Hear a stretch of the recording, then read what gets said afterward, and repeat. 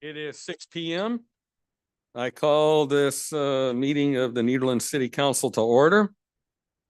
At this time, we'll be led in the invocation by Pastor Mary Peterson of Trinity Presbyterian Church, followed by the pledges of allegiance to the flags. Everyone rise if you are able. Thank you for this invitation to lead you as we turn our attention to the source of life. I invite you to take a deep breath, relax your eyes and your face. Breathe in deeply. Relax your shoulders.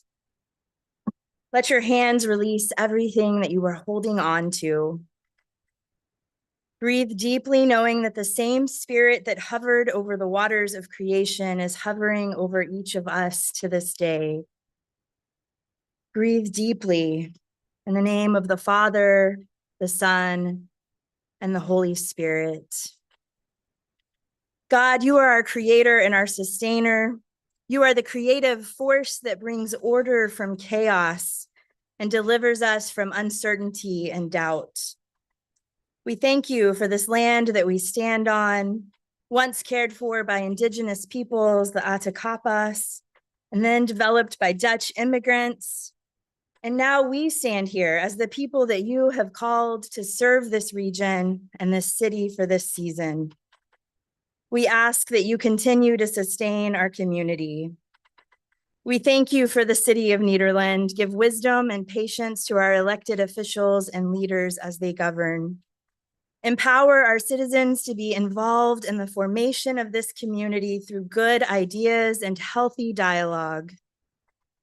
May each individual seek the good of the whole community through our thoughts, words, and deeds, both in what we do and what we leave undone. Guide our judges, our attorneys, and law enforcement as they seek to uphold justice for all. Keep our first responders safe in the line of duty as they serve and protect. We give you thanks for our school district, for the administrators, the staff, and the teachers. We ask that each student in our district be able to thrive and grow this school year. What a gift it is to be in a community that values its public schools and sees the importance of education for every child. Heavenly Father, we come to you today asking for your guidance, your wisdom, and support as we begin this meeting. Help us to engage in meaningful discussion, allow us to hear the concerns of the other, and nurture the bonds of community.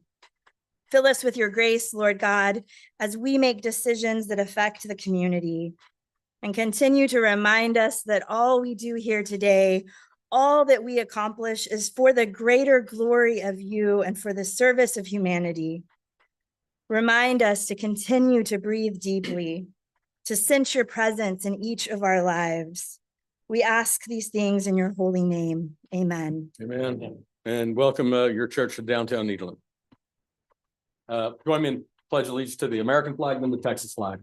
I pledge allegiance to the flag of the United States of America and to the republic for which it stands, one nation, under God, indivisible, with liberty and justice for all.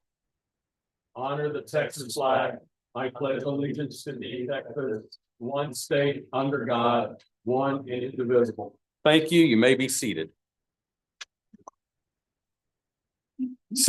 Item number 3, citizen comments. At this time, members of the audience may comment on any city-related subject not on the agenda. Anyone wishing to speak shall sign in before the meeting with their name and address. Comments are limited to 3 minutes unless otherwise allowed by City Council. The Texas Open Meetings Act prohibits the council from discussing items not listed on the agenda. A member of the audience that desires to speak during City Council's consideration of any specific agenda item is requested to notify city staff prior to the start of the meeting. Let me get my clock up here for 3 minutes to set that. And then I'll start calling names. First on the list is Pastor Wesley Jackson. Thank you, Mayor Garvey and City Council. Firstly, we appreciate all that you guys do and what you're involved in our city. And we're here tonight. There's quite a few of us here because, quite frankly, we're confused and the city is the author of the confusion. we're trying to get, I'll clear it up after you're done. thank you. We're trying to get about 60 foot of our property, which a line has been drawn down, rezoned to commercial to match the front 350 foot of that property. We were told, proper channel by Mr. George, who's definitely been a friend, it needs to go before the planning committee. They will vote. Then it will be brought to city council. You will vote, and then we go from there. Well, we're good with that. Of course, mind you, we've got a building sitting on the ground since May. We're trying to do things right, but it seems like, and I may have the wrong impression, it seems like it's easier to just do what you're going to do and ask forgiveness later than try to get permission, because it's being made about impossible for us to do the right thing by the city. We go before the planning committee. There's discussion. Some in this room had comments to make. It was, I thought, was very well. There was no personal attacks on us. There was some concerns. We have no problem with that.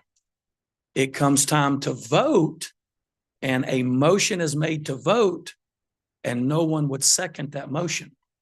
So there was no vote. So we were on the docket for tonight's meeting. I've got the letter that was sent to me by your office. And now all of a sudden, we're not on the agenda. Several of my members are here tonight. I look very inept and ignorant in front of those people. I don't like that because I was not the source of that. And then even today, it's been hours of, and some of you have been involved in it today. It's been hours of, he said, she said, you should show up, you shouldn't show up. This is posted. No, it's not posted. Well, let us try to get a hold of the city attorney, which that seems to have been impossible today. But there's just a lot going on. All we want to do is build our building. We have the right to build that building. We just need a permit to get started. We're trying to do it the right way. And so since nobody can tell us the right way as an individual, can y'all help us collectively tonight? Yes, thank you. Your time has expired. I'm going to make sure I've got the citation correct of the law. Local Government Code, section 211.07. There is a zoning board of appeals here in the city. It's my understanding, and correct me if I'm wrong, that anything that is not approved at planning and zoning is appealed to zoning board of appeals. Is that accurate? Anyone that has? Has agreed it's against. Then they can appeal to the Zoning board of appeals, which there was no vote. there was no vote. That is taken as a, I wish the board would have at least voted We and do voted just down, vote. We don't voted care. We up, just want somebody to whatever. vote. Because they didn't vote, that is not approval, therefore it's a no. You have the right to go to the zoning board of appeals. There is still that body before the city council could do anything. That's what local government code section 211.07 says. We cannot, we're like Could the you read Supreme that? Court. Could you read Here, the I'll verbiage read of it, that, please? Cheryl. I'll get it. It's pretty far down there. That's fine. so. And why is it just now being brought to us? We've talked to multiple people today. Again, and this is not a personal attack on any of you guys. We're ready to build. We want to do it the right way. We're trying to do it the right way. I and we became need some help. I became aware of this today, literally. I've been real sick. I was in the hospital a few weeks ago. And then last Monday, one of my eyes went goofy. I'm so So sorry. And that's- our prayers will be with you. Thank you. So I literally became aware of this action today. Now 07, where in the world is 07? I see it now. I see how this thing is section 211 007 zoning commission. A, to exercise the powers authorized by this subchapter, the governing body of a home rule municipality shall, and the governing, okay, I'm going to skip where it doesn't apply to us. General law does not apply to us. The commission, that's going to be what we call the planning and zoning, Sir, I'm ordered. shall recommend boundaries for the original zoning. Okay, this is zoning districts and appropriate zoning regulations for each district. If the municipality has a municipal planning commission at the time, okay, we have planning and zoning, so we've put them together. B, I'm paraphrasing just to get through a lot of the stuff that does not apply. The zoning commission shall make a preliminary report and hold at least one public hearing on that report before submitting a final report to the governing body. And it goes on, it goes on, it goes on. It's very lengthy. Let me Yeah, try to but get would you through all read the that though, because stuff. in there, they're Yeah. supposed to vote Uh, and they're not doing their job. They're not voting. We don't want to appeal something that's not been voted on. Right. They need to vote. because And they that's what didn't, the law reads. because they didn't vote. Again, I would have preferred they had voted, but we can't micromanage that board. Right. I but so agree with what- you. What's fixing to happen is you're sending us to the appeals. Yep. And the appeals are going to send us right back because there's not been a vote. Then you would go to city council. That's what I'm telling you. You can't go to city council until you've exhausted all your administrative remedies. That's, Okay. that's what's in. That's the distillation of 007, So which is 3 even though pages there long, was no vote, right? there was no motion, There was a motion, but no second. there was no second. Because there was no second, You go to, it's just an automatic, that's considered a no vote. that's right, because it's not an approval. But it's not a disapproval.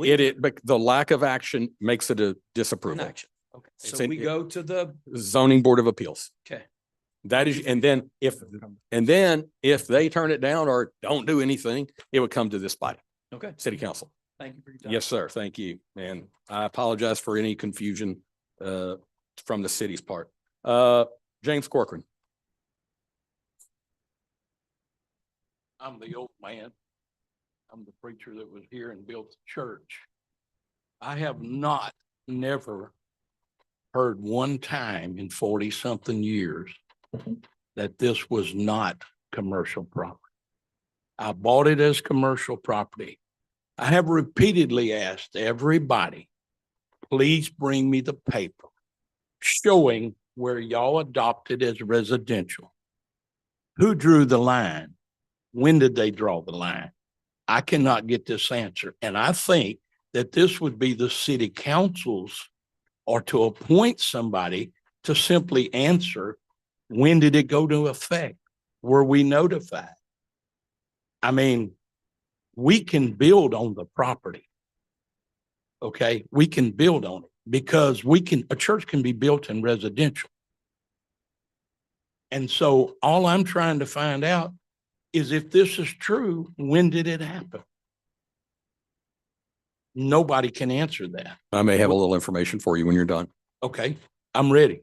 Okay. Are you gonna hold the rest? You got a minute 50 left. You gonna hold that or you gonna waive it for my answer? I'm gonna waive it for you. Okay, thank you, sir. I'm going by memory because it's been a few weeks since I've seen the email. When was that land originally platted by the city? The 1940s or 50s? At least. No, Nederland didn't become incorporated till April 29th, 1940. It could not have happened before that date because there was no such thing as the city of Nederland. Okay. But from what I recall from looking at it, the city of Nederland took in that area probably shortly after World War II. Okay, So you're looking at 75, 80 years ago. My understanding, and I'm going by what I read before I got sick. The city platted the front part as commercial because South 27th was going to be commercial. And back then they're in their thinking, and that back, however many feet you said, 80 feet, am I correct? Okay. There was going to be a South 28th Street through there with residential. South 28th was never built. So, and this, Mr. Wheeler did not discover this. Mr. Wheeler's been here for quite a few years, but he didn't discover this until doing the research for y'all's petition. I'll use it for lack of a better word. In the summer that this anomaly went back 75, 80 years. Am I approximately correct with my dates, Mr. Wheeler? So that's where we're at. Without prejudicing the zoning board of appeals, I think your ask is reasonable. Okay. I'm one vote out of 5 here. I'm not telegraphing how I would vote, but just think for planning and for zoning board of appeals to make a decision. This ain't rocket science here. And I would ask that this be considered y'all's appeal to zoning board of appeals. Okay. Okay. The old man has spoken, as you just referred to yourself, Right. and the pastor, that this be, and that the zoning board of appeals meet as quickly as legally possible, okay, to take this matter up. And if they take action, fine. If they vote no, it comes to city council at the next council meeting. Well, let me say this. I appreciate that very much. That's the straightest answer I've got, even though it's a little confusing as to why you need this for a permit. I mean, why did it, all the other buildings we built, the gym we built, the shop we built, none of this ever came into play.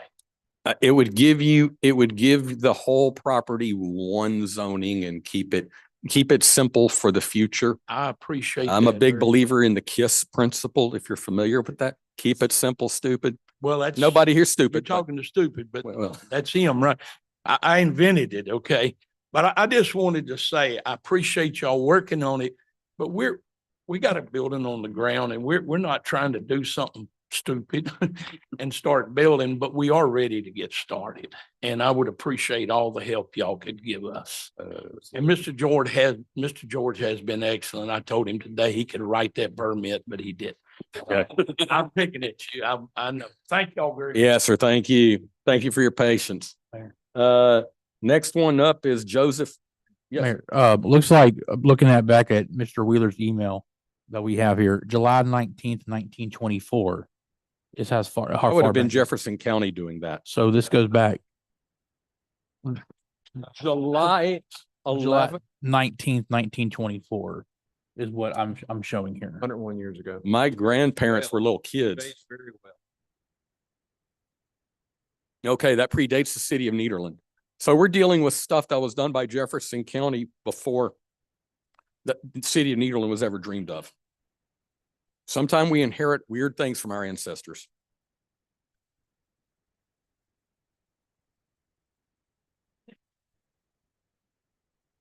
All right.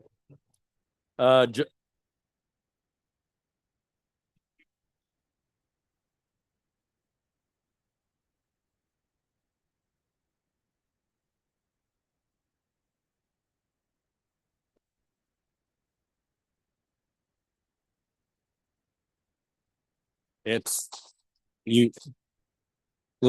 we're going to follow the process as expeditiously as we can. We're going to follow the process, but this has been taken as your appeal. I've asked through the city manager, because I cannot direct him to do a thing, through the city manager. I'll say that before I get in trouble. That committee hear it as quickly as possible. Make a decision, please. I'd prefer that. And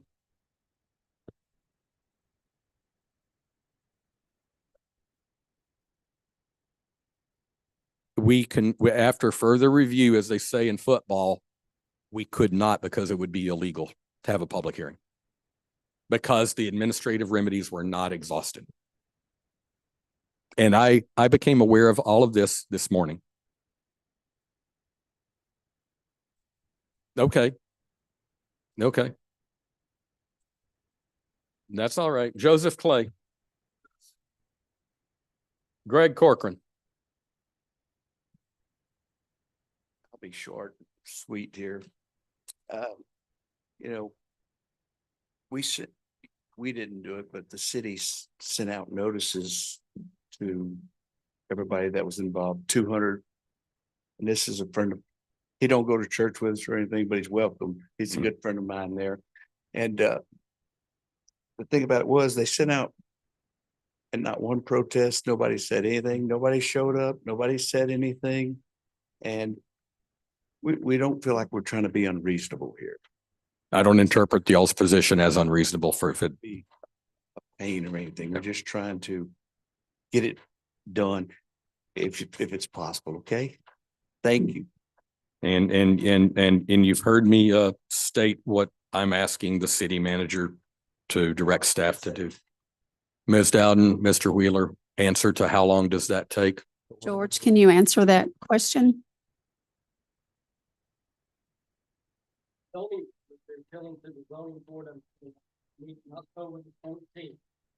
put you on that agenda. Zoning Board of Appeals. That's what he's talking about. No, it's a different board. It reviews. You said, Mr. Wheeler, you said October 14th? For the Zoning Board of Appeals. They were at Planning and Zoning. The next step is Zoning Board of Appeals. The next step after that is City Council. All right. But I'm asking that to be held as expeditiously as possible. Would there be anything else on that agenda, Mr. Wheeler? Okay, there are other things. Okay. Thank you. Mr. Corcoran, are you, yes, sir. Mark Burleson. I'll be quick as well. Good evening, Mayor Darby, members of council and neighbors. My name is Mark Burleson. I'm here to request a pastor to speak on behalf of the church. I know that a lot of this is going to be redundant, but I do have a couple things that I feel like hasn't been said. But many of you know us as the Pumpkin Patch Church, and we are going to open for the 13th straight year on October 16th. So FYI about that. I want to commend this council, especially the newest members, for your focus and commitment to clarity and transparency and doing your best job. I really appreciate the phone call we had today. And but in that same spirit, and the comment was made, I want to note that public hearing notice was originally posted for tonight regarding our request, but that line item was later removed, like you said, after further review to no one's knowledge.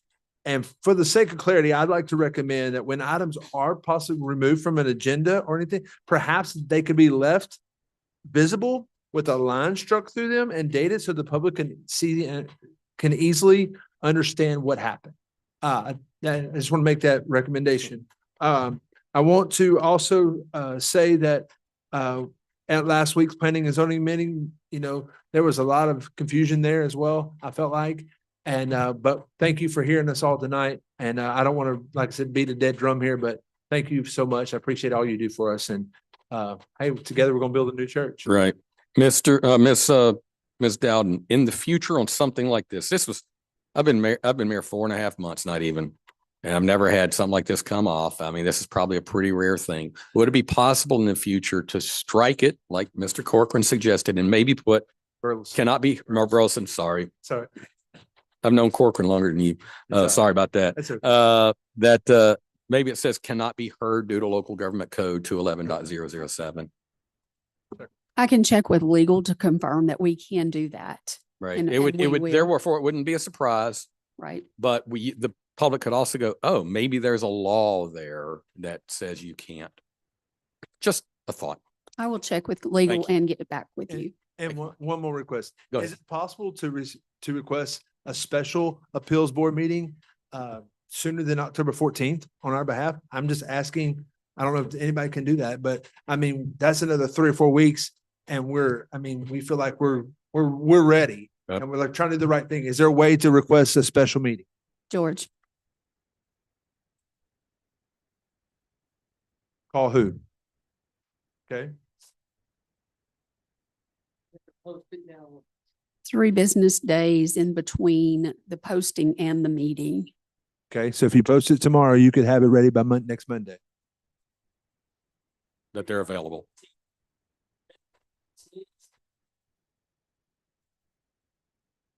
Okay. Okay. All right. So when can we expect to hear back? Just if the earliest that you could get a quorum together? Okay. And will you let Pastor Jackson know or? Okay. Thank you for your time. Thank y'all. Caleb Arsenal. And I think that's everybody on the list. Okay.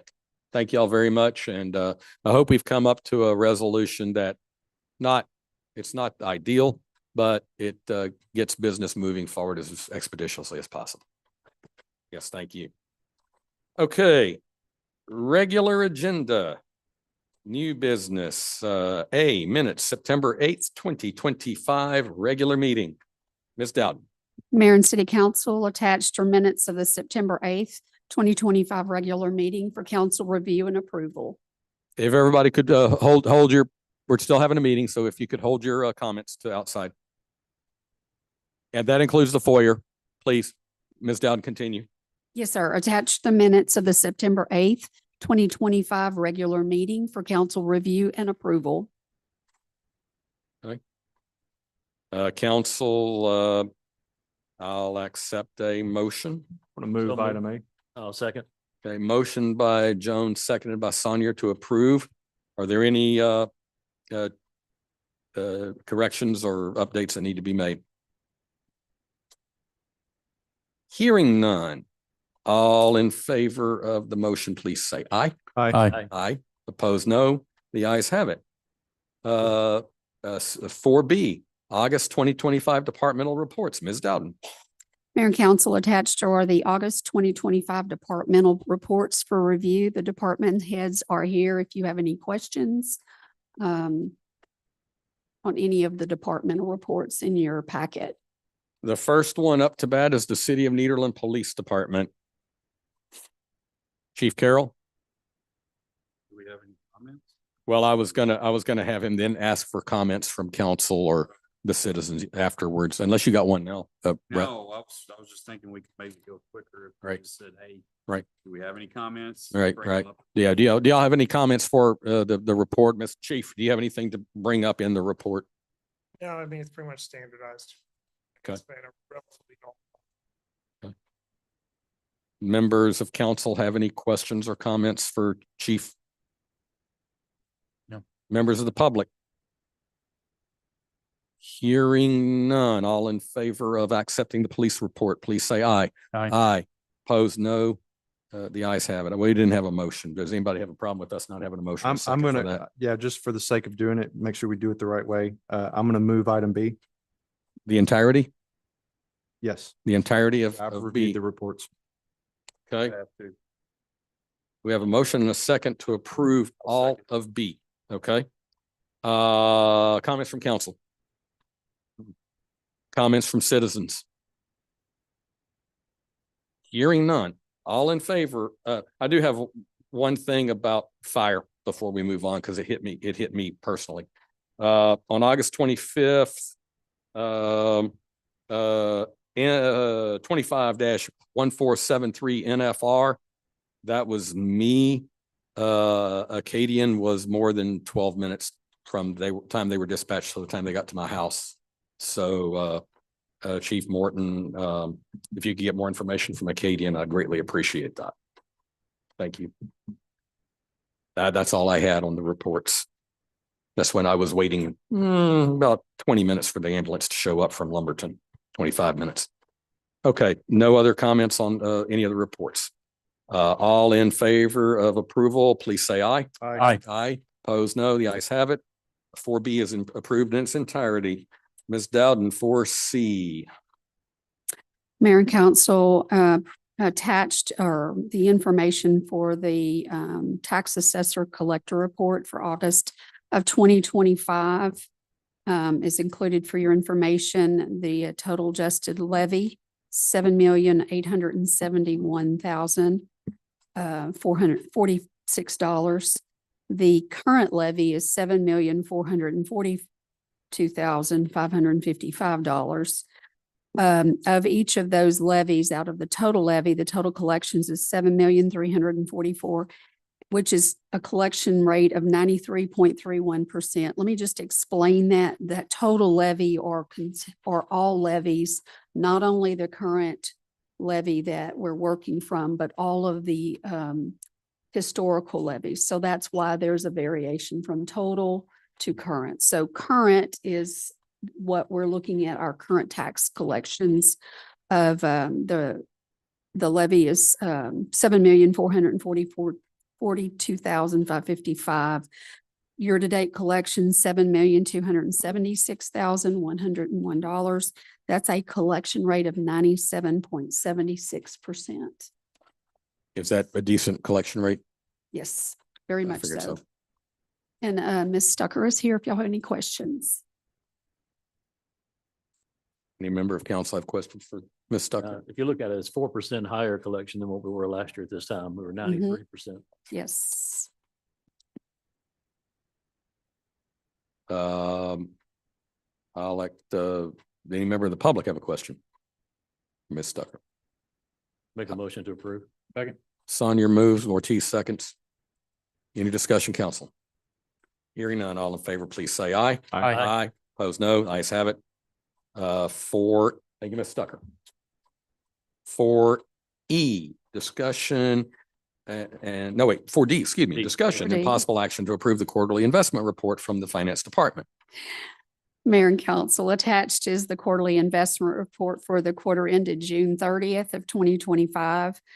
Total interest earned for the quarter totals $775,461.66, which is broken up between interest earnings from tax pool, which is the local government pool, of $678,378. And then the bank, the demand deposits was $97,082.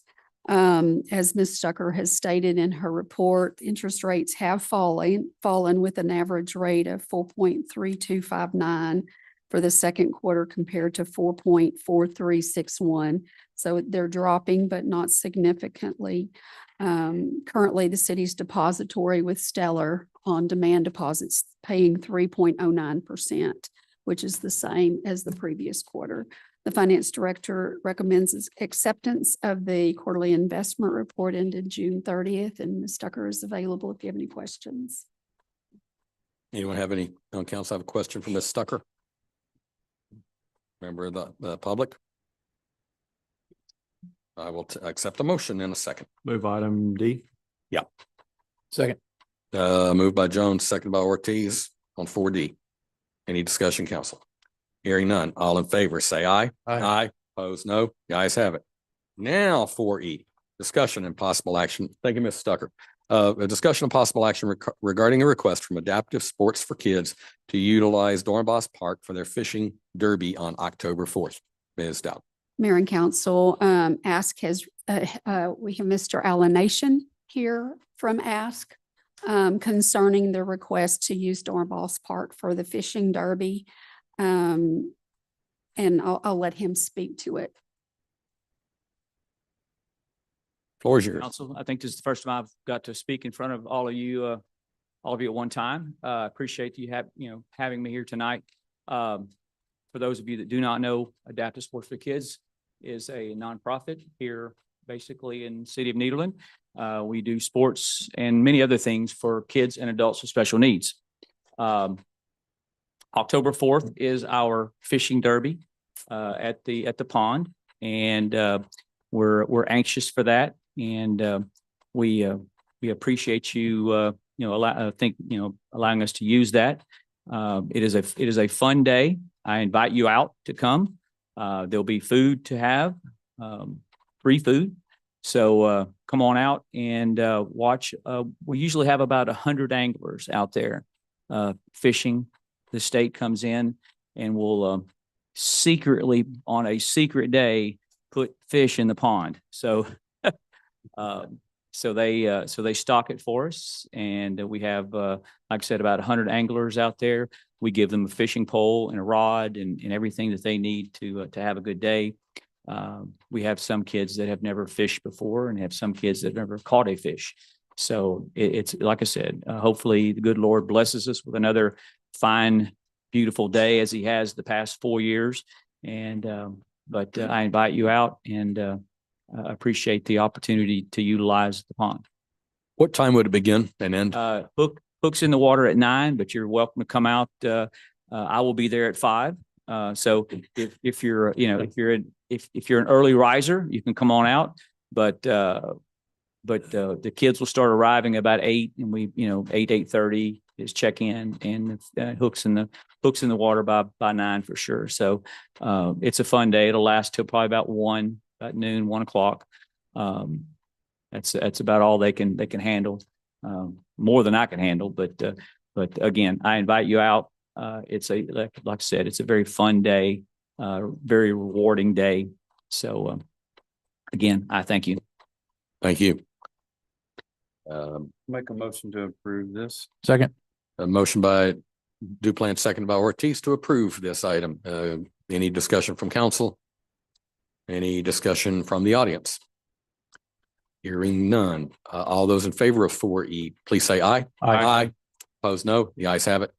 So one comment, Cheryl, just kind of add as well. I know Toby's here as well. We want to make sure the park's in good conditions that weekend there. Yes. Thank you. Thank you for that. All right. 4F, receive comments from David Wedgeworth regarding public works contracts. Believe Mr. Wedgeworth's here. Yes. Yes, he is. Mr. Wedgeworth, did you have a particular contract you were going to be discussing?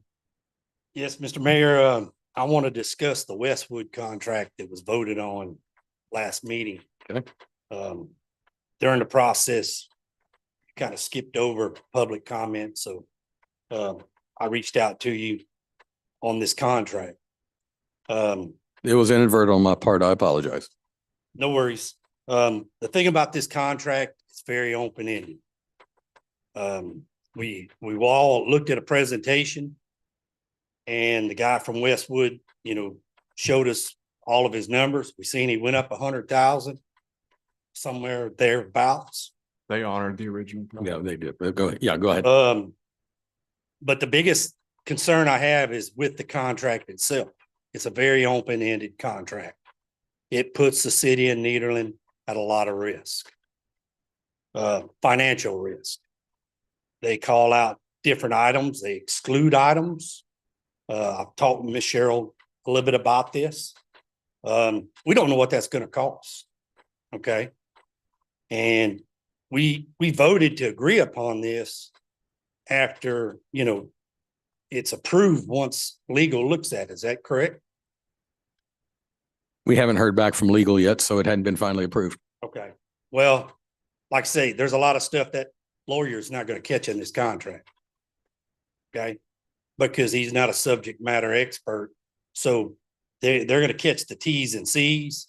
But when you're calling out that T&M to be debated after the fact, and there's not even an exhibit in there to tell us what, T&M cost are.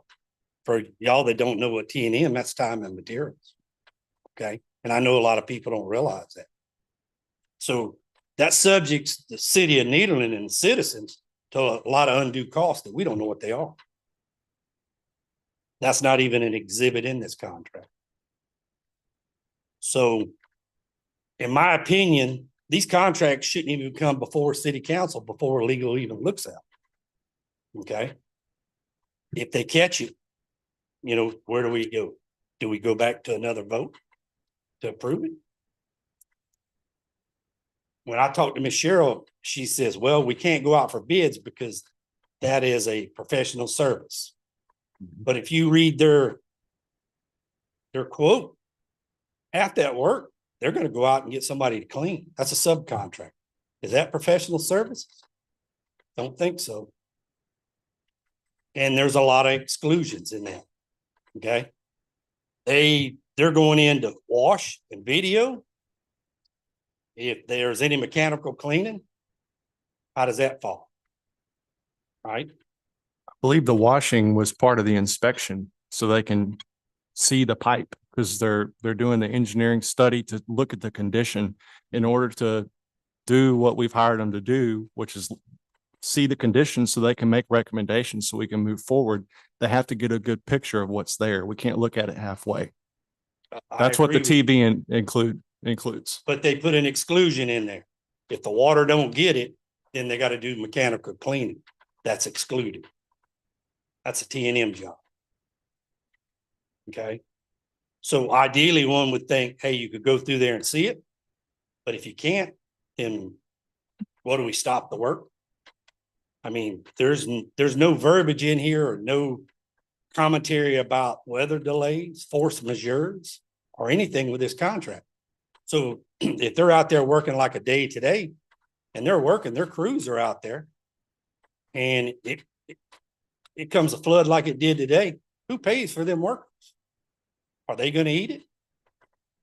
No. You're either gonna get a variance order or a change order. Well, we have to approve that. Now, if you read that contract, the way they've got it written, they can move forward. There's nothing that tells them that, hey, stop and get approval. Is what I'm saying. In you, It's very vague, Councilman Jones, on how it's written. You say you have to approve it. If they shoot through it, you're on the hook. You've agreed for them to do the work. you're, What I'm saying is, it's not well defined to say, hey, how do you move? You know, let me try to get in your head a little bit. A major issue you have with it is in your reading of it, it's not a professional services contract fully. not fully, no.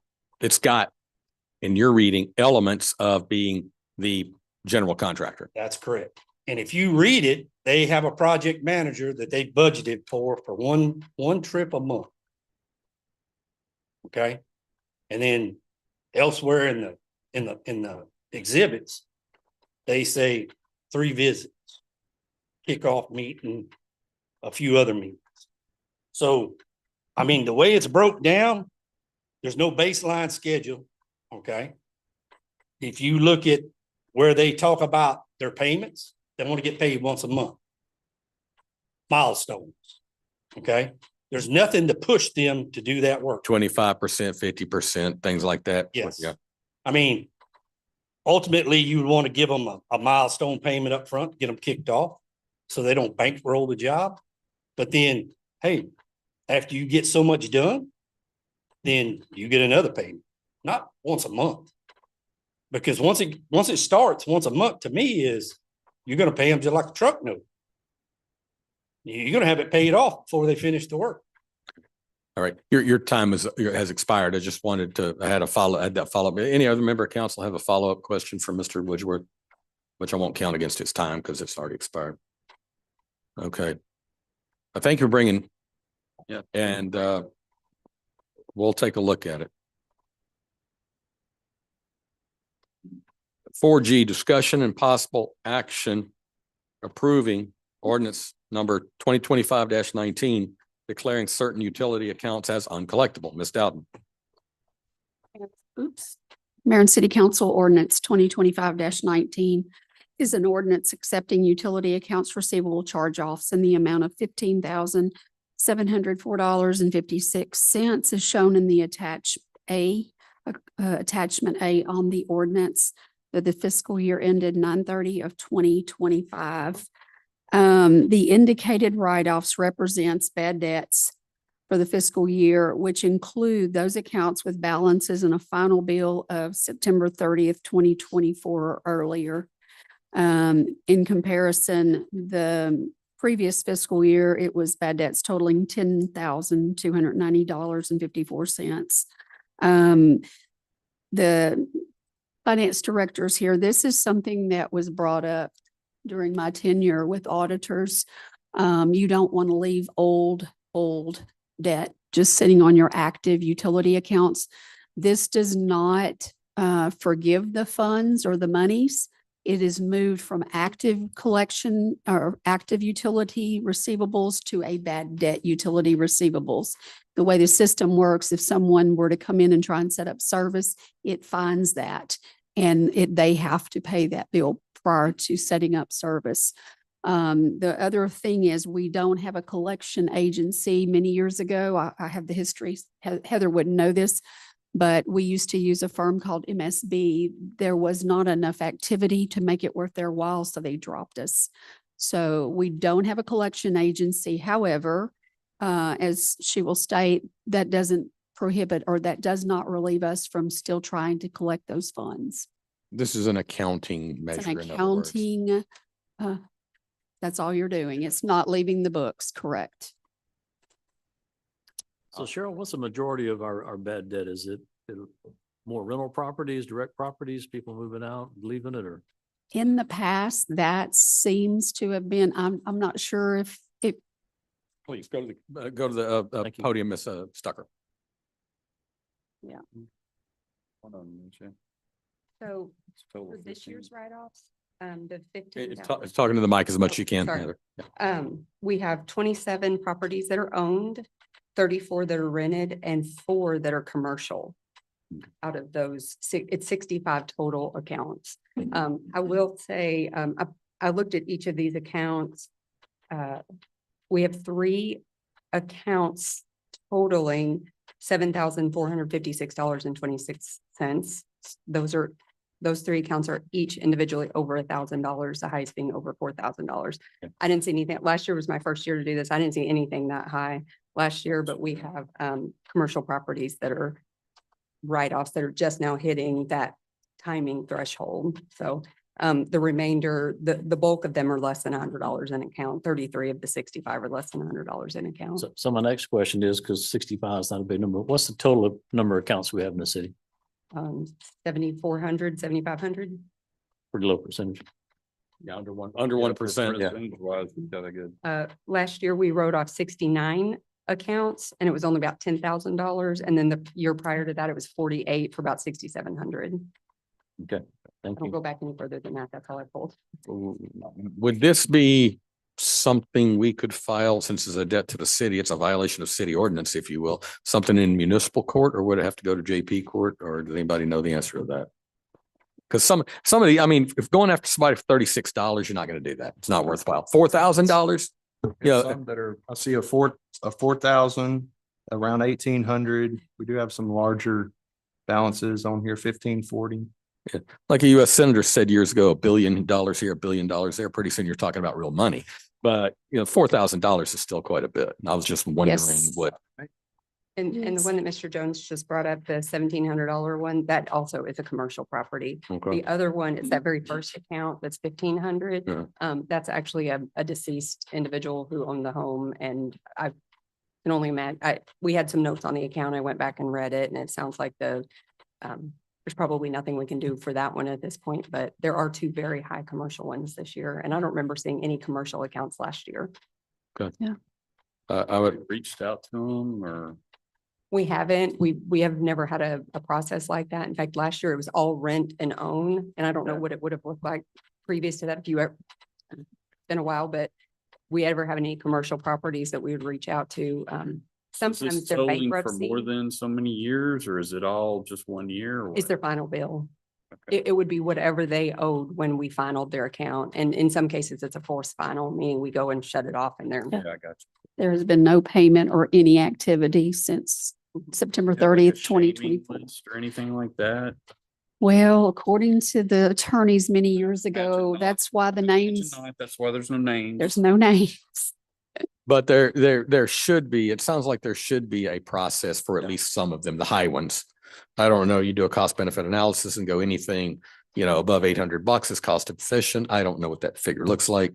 I'd like to see a recommendation on how to pursue some of these. I'll get with Heather and see if we can get some information, at least maybe small claims court, and see if we can locate how to move forward with those larger ones. I will say the largest account that I pointed out, it is a bankruptcy, so that would follow through. Well, the we would normal- stand in line at the bankruptcy court. Well, I guess my question too, if we have it where, if somebody has a lot in arrears, they cancel the account and open up in another family member's name, we wouldn't know. And those dollars are out there and are still getting service. Yeah, We can file a proof of claim with the bankruptcy court. I used to do that as an investigator. Very easy. Go to Beaumont, the federal courthouse, first floor, and I need to file proof of claim. And they would rank you in order of where you are among the creditors. And because we're a governmental agency, we're pretty high on the list. We're behind the IRS, but we're still pretty high on the list. We might, I'm not practicing law without a license. So, I guess the question that I have, so, if somebody was to buy this bankrupted piece of property, would they have to pay the bill before they got water? Okay. They're not I responsible. just want to make sure it for doesn't discourage. Okay, all right. Good, that was a good question. Yep. Mhm. On a positive note, I am glad to see less than 1% of our counts. That's great numbers in the grand scheme of things. And I just point out those 3 high ones because really, if you take that off, that was almost half of the write-offs. Right. We're among those 3 highest accounts that were over Yes, we're 1,000. pretty close to about the same Mhm. Mhm. average bill. Yeah. All right. Well, if that is at a bankrupted property, let's go to the county, the federal courthouse, 300 Willow. And file a proof of claim. Hey, if we get 50 cents on the dollar, that's more we got now. Any other member of council have questions about this item or public? Okay, I will accept the motion in a second. So moved. Second. Motion by Sonia, seconded by Ortiz to approve the ordinance. Hearing no further discussion by council. I already asked for public comments, yeah. All in favor, please say aye. Aye. Opposed, no. The ayes have it. Thank you, Ms. Stucker. Let's see, we are now at 4H. GovWell presentation regarding permitting and work order computer software for public works and inspections departments. Ms. Dowden, and I'm sure Mr. Spell.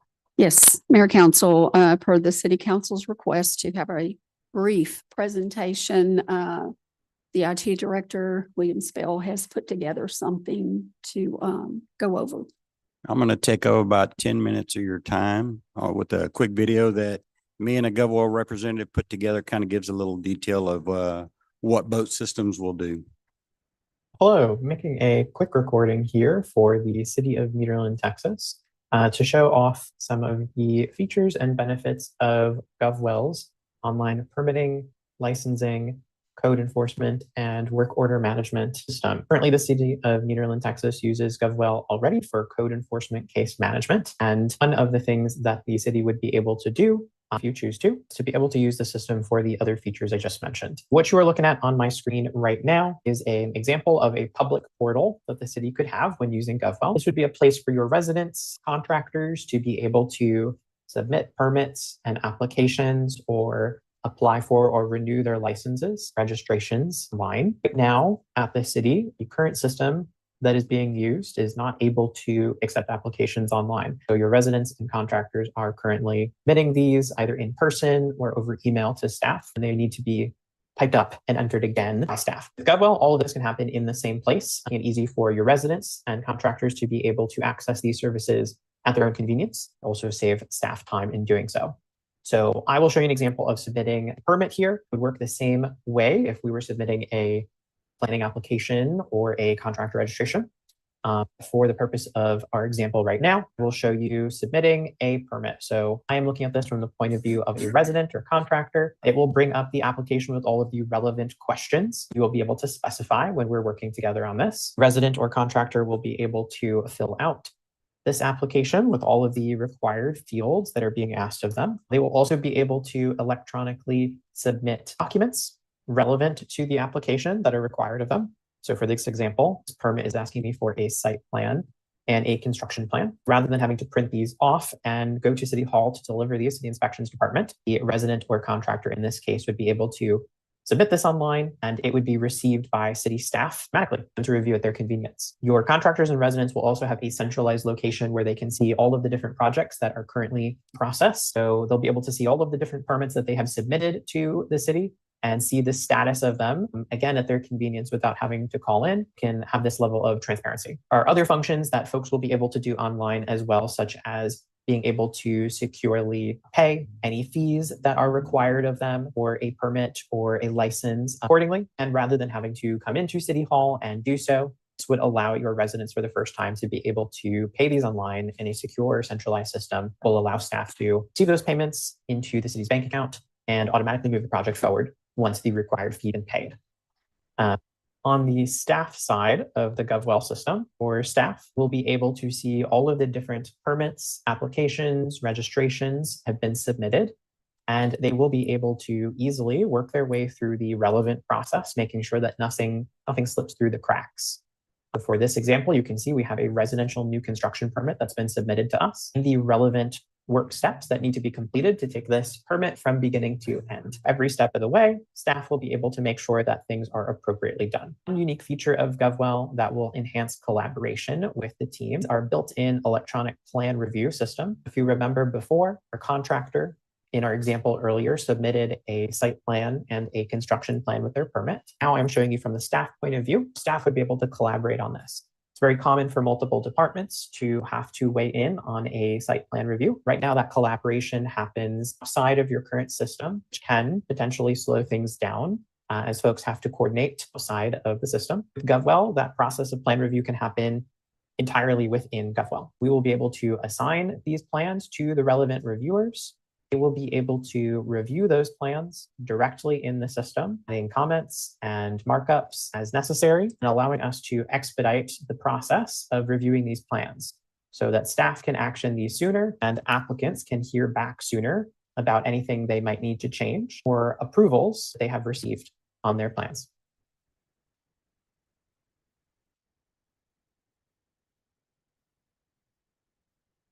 The system will also, for the first time, allow staff to be able to do inspections in the field. So when it comes time to do an inspection, a contractor or resident will be able to request a date or time they would like to receive an inspection, and staff will be able to process those on-site using a tablet or a phone, be able to log inspection results, photos, and comments directly in the field, eliminating the need to process this on paper, bring it back to the office and type it into the computer the way they currently do. That whole process can be entirely automated, done in the same instance in GovWell. From there, the rest of the permitting process can play out. A permit can be automatically emailed and issued from the system. We would work through the workflow as appropriate. A lot of automation, and the main benefits of this for the city will be enabling your residents and your contractors to be able to have that level of self-service and transparency and convenience. And for staff, this will save time, allowing them to focus on the tasks that require the most attention, allowing for the system to be able to automate a lot of the more routine tasks that are associated with processing and servicing permit. Same sort of thing goes for any sort of contractor registrations or renewals, where contractors will be able to submit their applications on registration, and the system will automatically help your team to renew these applications as they become due. We can specify when these expire, if they are annual, every other year accordingly. As those expiration dates come closer, the system will be able to notify the contractor, in this case, that their license is about to expire, and it will automatically send them an email letting them know that it is time for them to renew and enabling them to do so online. So again, reducing the amount of time that staff is taking to send out notifications in this case, but also enabling this contractor to be able to do this transparently and self-service online at their own convenience. Additionally, the team is going to be using GovWell for work order management potentially. And this will allow for your staff to be able to categorize any sort of work orders and assign them to crews. So if we were saying that someone was calling in and asking for work to be done at a certain location, we could go ahead and record what that request was. Let's say there's a pothole at this address.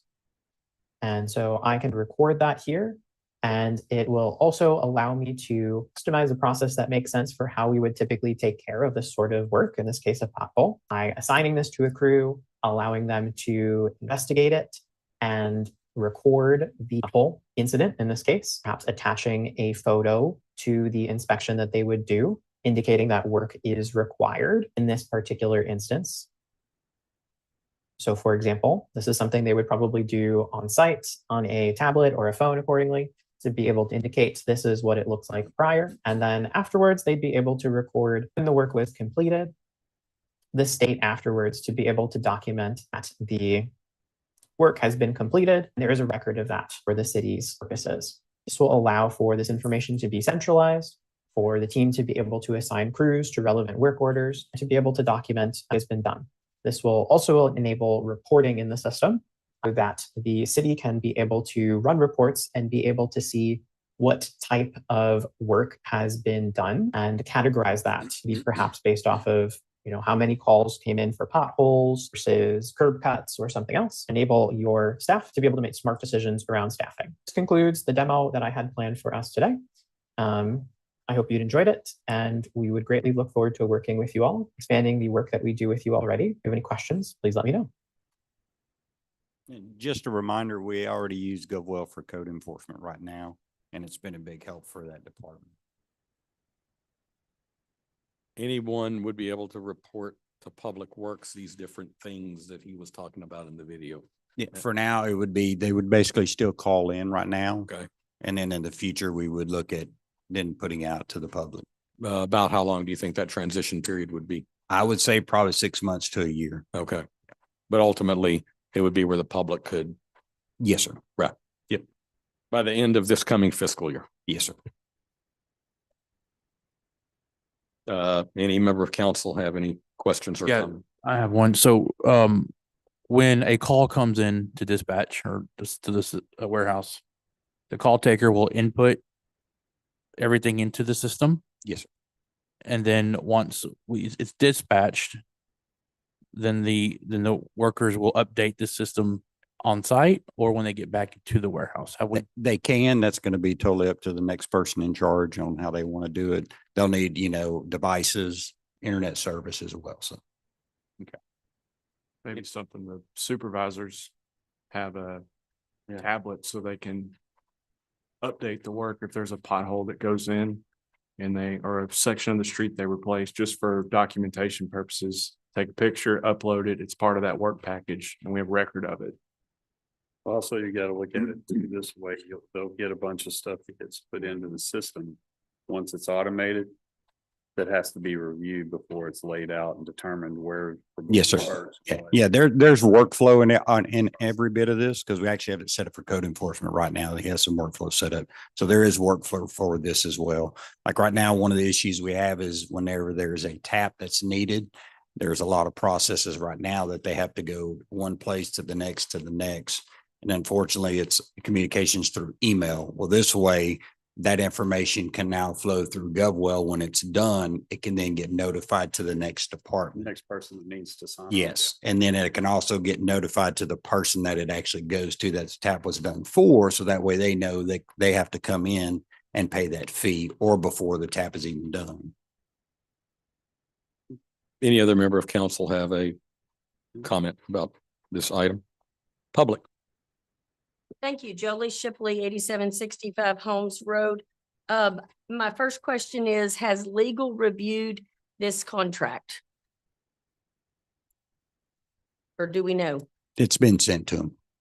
It's been sent to legal. Have we Yes, gotten ma'am. an opinion from legal? I don't think we have, but then we sent it 2 weeks ago. Okay. And then did we consider other alternatives? What does Port Neches use? Port Arthur, Beaumont use? Do we know those programs? I'm not familiar with what Port Arthur uses, but Port Neches is actually going with GovWell for inspection. Right now, they're currently not looking at doing anything with GovWell other than that. But Groves, City of Groves is going with the GovWell for the work order system and inspection. So Groves is going to use part of theirs. Port Neches is using part of theirs, but not the whole thing that we're looking at buying. That's correct. Thank you so much. My next kind of question is, we are using it for code enforcement now. So where is that at online on our city website? That's right now, it's currently not out to the public. Okay, how long have we had GovWell for code enforcement? Just right at a year. Okay, so we've had it a year. Do we know what we paid for that component of GovWell? Is it part of the $35,000 a year we're looking at paying for software? It is separate. It's roughly about 5,000 a year. Okay, so we've had it a year. It's $5,000 a year and it's not online for the public to see. So if you look on page 65 of your attachments for your agenda, you will see the report that we get. That's what GovWell generates. I assume that's a GovWell report generated on page 65 at SEC, about 6 pages of your report. And so that is an Excel spreadsheet. That's not doing anything other than what Excel could do. Excel could do this.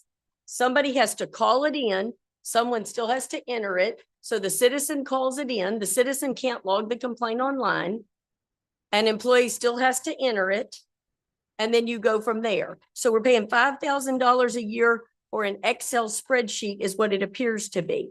Now, the prices that we're looking at on here, and I know this was discussed in the last council meeting of the last council, and it was only $27,000 then, but I don't think it included all the components. And the components now, when it was discussed before, included whether or not there would be, I believe it's on page 116 of your attachments to your agenda. just the part for building permits and inspections is $14,000.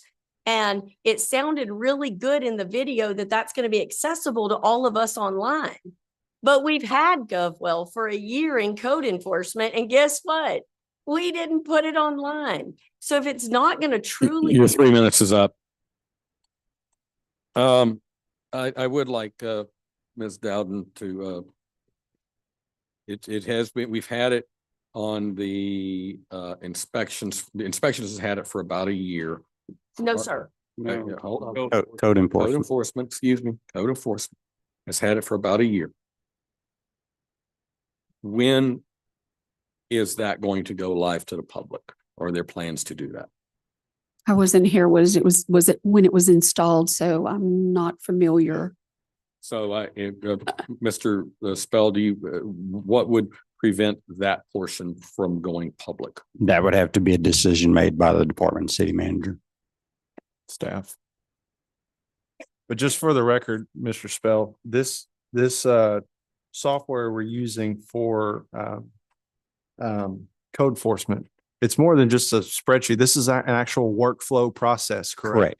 That's correct. Yes, sir. Internally, Yes, sir. where It does all of his documentation for him. He goes out in the field.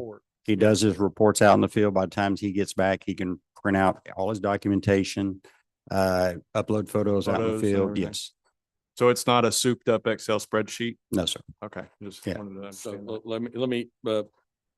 let me, I'll ask Ms. Dowden. I was not quite ready, but that's okay. I'd like to see the portion that we've had for a year. I'd like to see that go public. Okay. As I got quickly a as question. possible. Was Yeah. it ever intended to be public for that particular? There was never any discussions on that when we That's why. got involved in it. Yeah. So, okay. I'd like to at least have a discussion about that. I will have to find out the cost and we can get back with you on that. Thank you. May I make my last comment? Very brief. The cost benefit analysis, I know that it was talked about in the past. On here, it's like $14,000 for inspections, but it's just $3,000 for the contractors to register. And I want to say there was only a couple of contractors that were regularly registering with the city. So if we're spending $500-600 per contractor, I'd like to see council consider a cost benefit analysis of what it's costing. Are we going to put that back on the contractors that are registering instead of them walking in the office and just telling us they now get to do it online, but it costs us $600-700? Could we do that? And then it might be great if it's not just an Excel spreadsheet, Mr. Jones, I appreciate that. But if it's all hidden, what difference does it make? Let me try to give you an answer. Or at least what I would like to see. How much would we be charging contractors for use of this? Would it be the same fee they're paying to the city now? That's something that I don't make a decision on, sir. That would be the council and city manager. Yes, sir. So it would come back to us.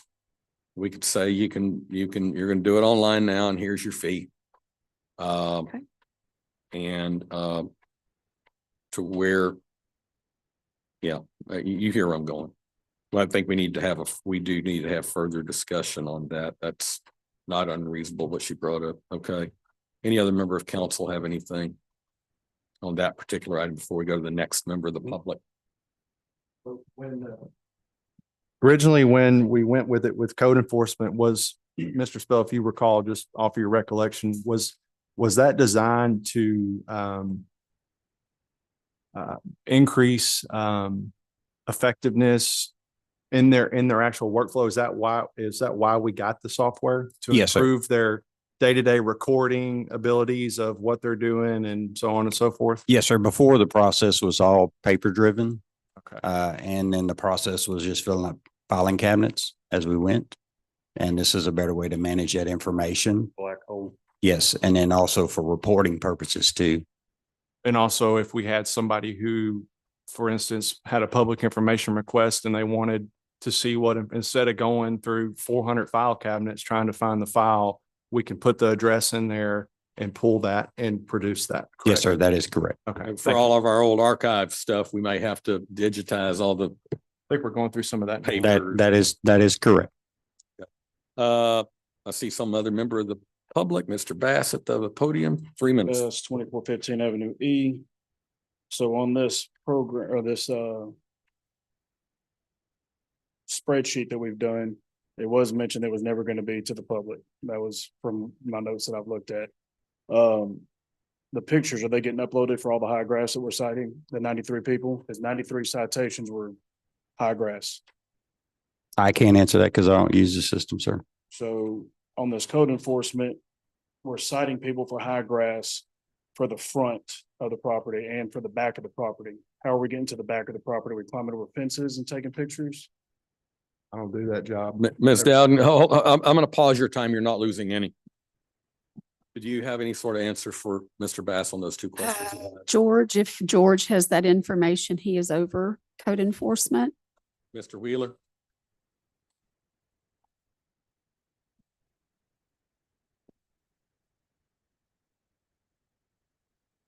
I don't mean jump the fence. I mean, because he's gonna have, if he doesn't get a hold of anybody, he's gonna be looking over in someone's backyard to cite them in a fenced in yard that you can't see from the street for an elderly person that can't cut their grass. They'll get a citation. I'm sure, you know, that it's from a complaint from the neighbor next door. And I'm not, I don't know 100%, maybe you do. What is the height of the grass before you get fined? Well, it may have decreased. I think the policy is Okay.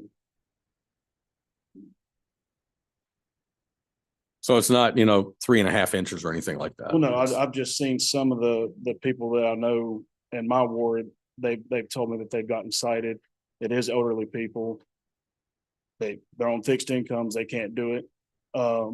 Maybe we can talk to the city about helping with getting a program with a local lawn service to work out a deal for disabled or elderly or someone that can't cut their grass on the financial budget that they have. I don't think the city should be fining them if they can't physically or financially do it. That's just me. I mean, I can quit my job and cut everybody's grass, but I wouldn't make any money. I don't know if that's something I need to come propose to y'all on another agenda to help out with the community. If me or my business has to help donate some of the funds to do it, I'll be more than happy to do that. If we could ask the code enforcement officer how many of them aren't. Okay. He's a very genuine guy. Oh, no, I mean, he does a great job. I'm just curious because, again, we can't see the reports. I don't know how high some of these are, if it's around easements, if it's around poles, if it's in an alley, if it's in a ditch. I know they're probably talking knee high and higher. It's an eyesore for somebody, but. I did a ride along with him. I think it was in June for an afternoon. And everything he was citing was easily 12 inches, if not more. Okay. But are we gonna, just so I'll be clear, don't want to misunderstand, we are gonna attempt to put this program online, transparent for all city citizens to make a complaint or file a notice or whatever and see the reports with pictures. That's what I asked Ms. Dowden. Well, that's what I was. That's what I'll Guarantee, we have to make sure the software is Let's see, forward let's, facing like that. We don't know. Yeah. I'm sure there's a portal we can use, but let, we have to make sure I that will, we I can- will make a general statement of one guy out of the 5. I would rather see as much information out there for the members of the public to have. I get there's always a learning curve for a new system for the people to be able to use it. At the same time, the public is footing the bill, and as long as there's no HIPAA information going out or mental status of a person going, the other protected Yes. items. I would personally like to see the information be out there for people to be able to report their own. I mean, everyone has a neighbor or some guy down the street who has 5 cars in his yard or 2-foot high grass or something of that, and they can report it. Now, ultimately we may have to hire 2 code enforcement guys if it gets real busy. I don't think it'd be At the that big same of putting addresses. I mean, they're on there now. Yeah. We do that with our police reports whenever there's aggravated. Exactly. Package, So, all right. Not only issue, so are we gonna make sure that's going to be visible, on the permits and the ordinances?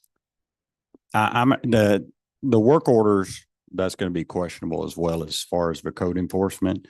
Because I'm just thinking if you're putting, the information out there for the new stuff, For public works you're talking about? it'll be more for citizens to report than it would be for them to pull. They would still need to do open records request to pull information. Any other citizen have a comment? Good evening.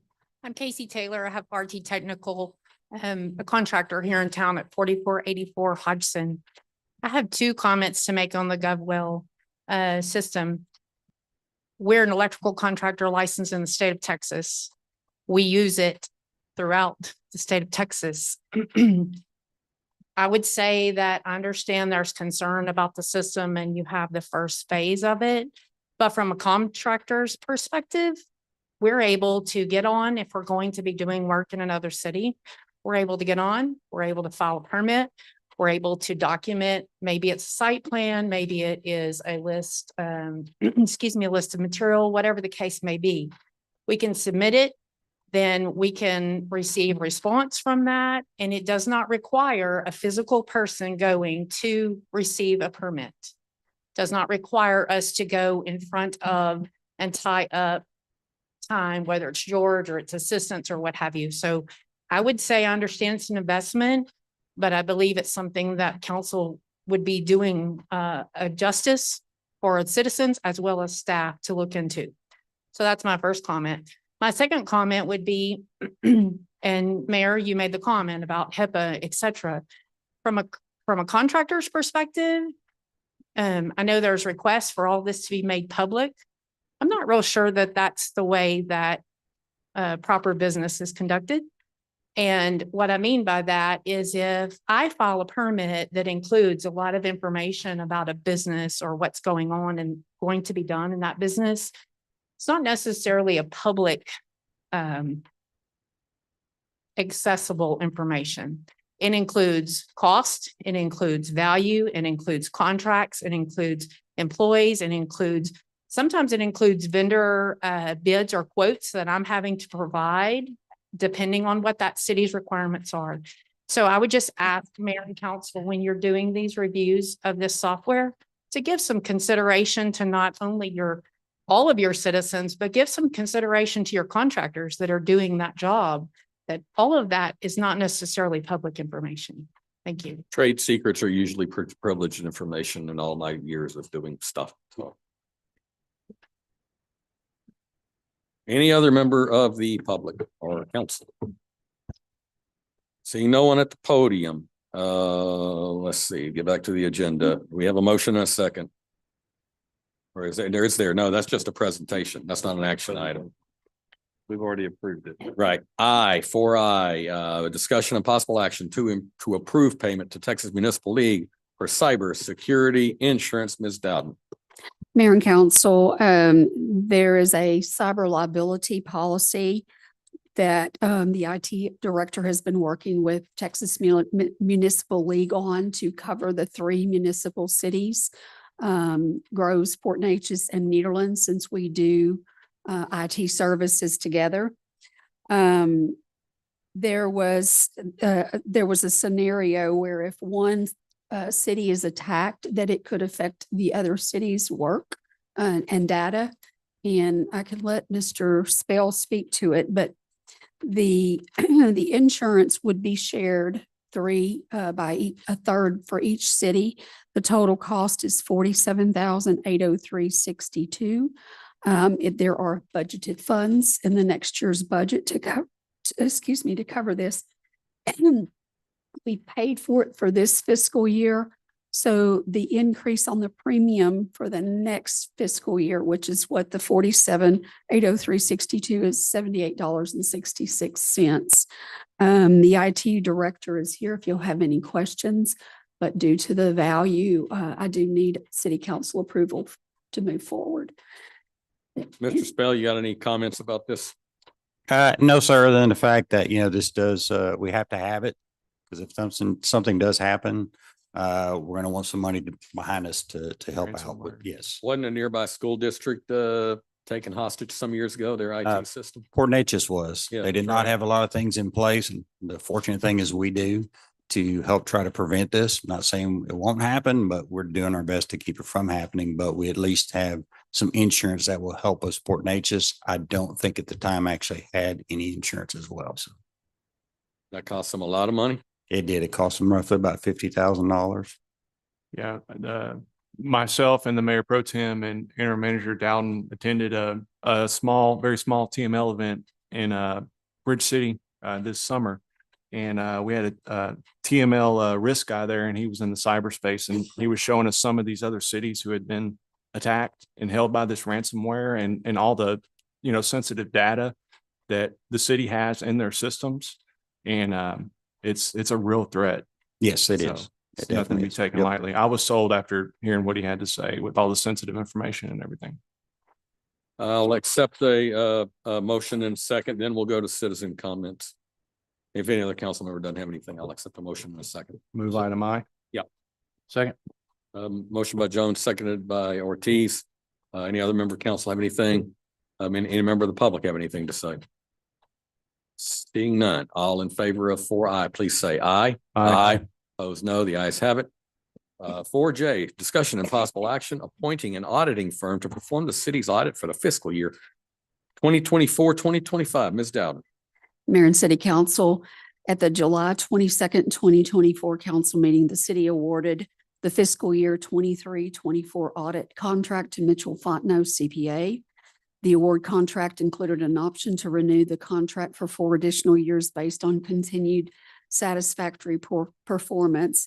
Attached is correspondence from the auditors in regard to the proposed fiscal year 24-25 audit.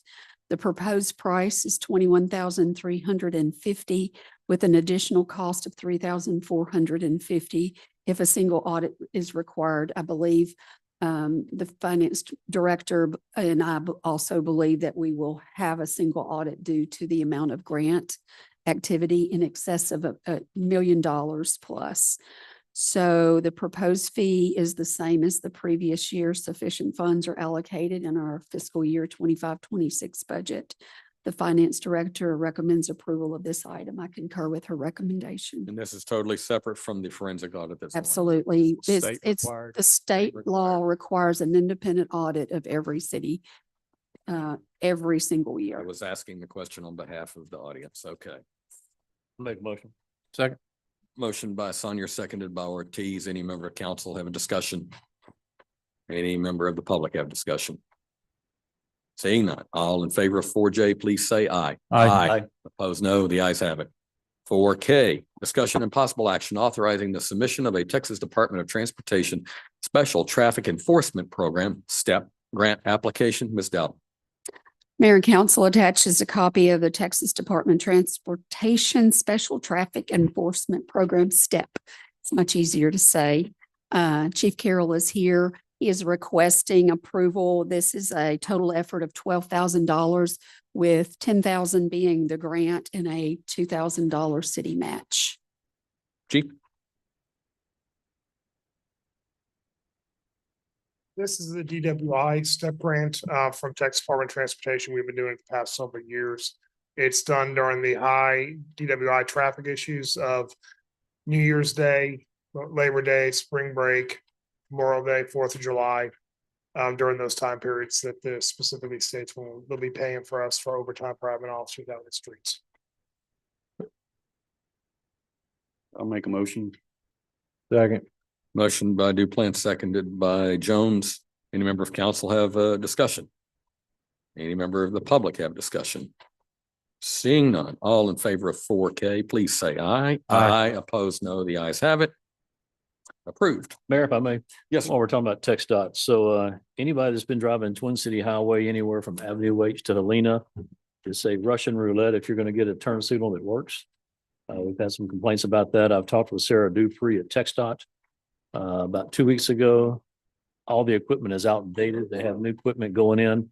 And when I talked to her 2 weeks ago, they were 6 to 8 weeks to install that. So it will get better.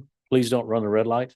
because you're getting mad at it. It's sooner or later going to be there, maybe not real quick, but there are some updates coming to those 4 intersections that have been That's it. through an issue 2-3 for a of them. while. It's been- That was just an FYI only. right Yes, there. sir. Thank you. Good deal. Okay, now for L, discussion and possible action approving resolution 2025-12, amending policies and procedures for city council meetings requested by me. Ms. Dowd, do you have anything on this? No, sir. I was just going to read the resolution, comment resolution of the city council of the city of Nederland amending the policies and procedures for the city council meetings. And let me just check something here. That's moving the meetings to 5:30. No, that was that's a misprint. But I like it though.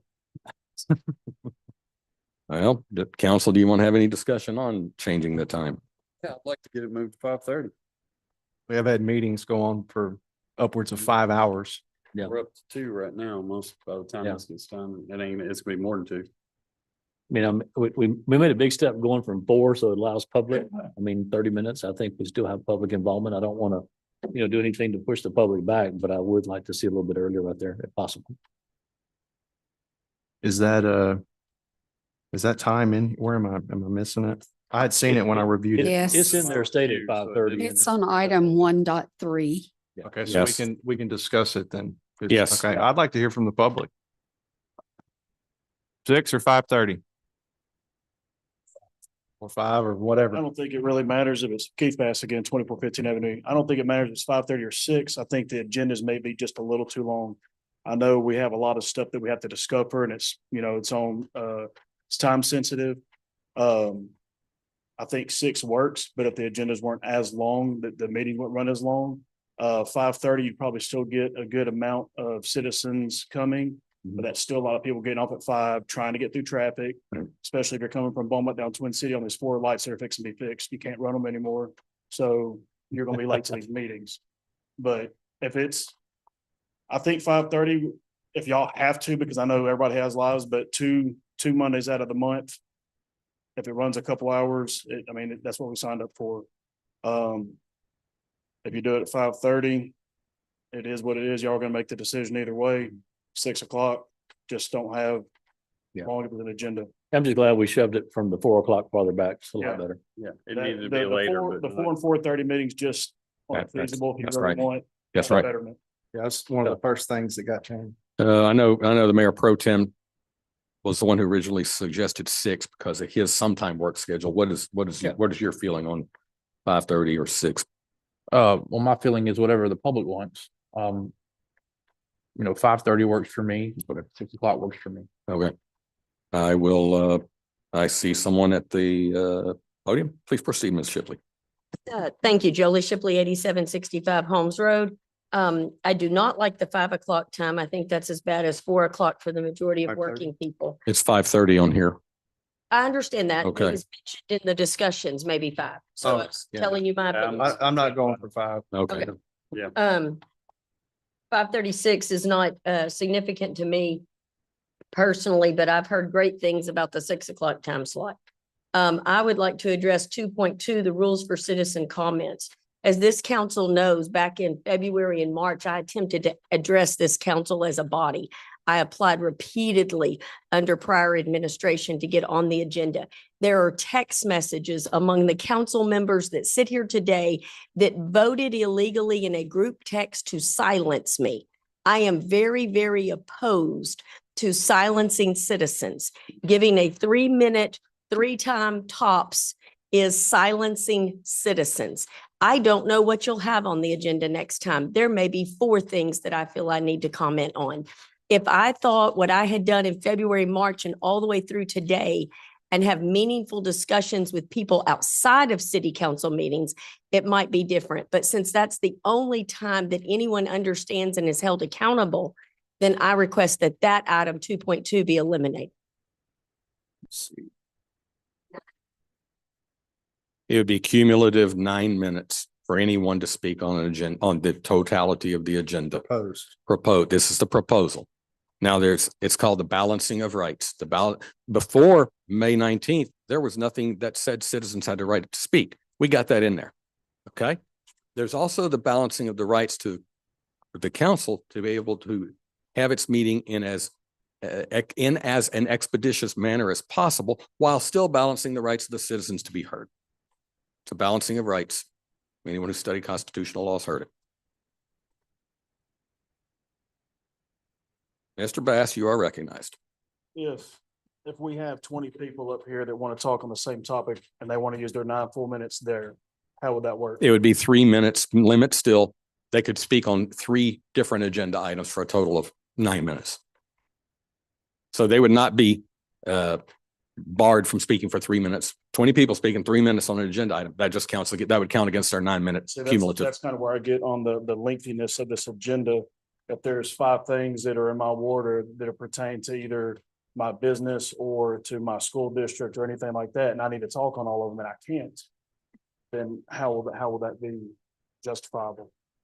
If I have something that's going on at C.O. Wilson, I have something that's going on at Hillcrest, I have something on Neyland Avenue, and I got something on Twin City, and then I have something that's on 365, and it's all different agenda items, and I want to speak on them, now I'm being told I can't. So now I have to decide what's more important to me and be selfish and say, hey, this is more important to me, but I know this is affecting a lot of people. I want to speak on that, but I can't.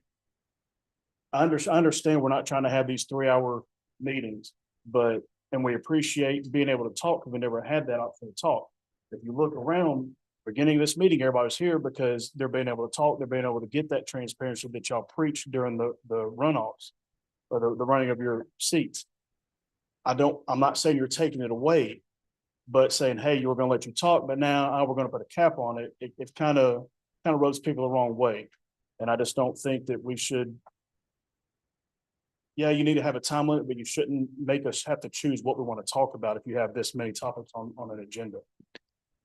It's all about balancing, because we've had several council meetings, 9:45, 10 PM, even later. Some of the feedback, Keith, just to respond, that I've gotten was, at times we have people that come to these meetings and they might be here only for item K. Mhm. And they feel like, we spend an hour and a half on one item and, they're trying to get home.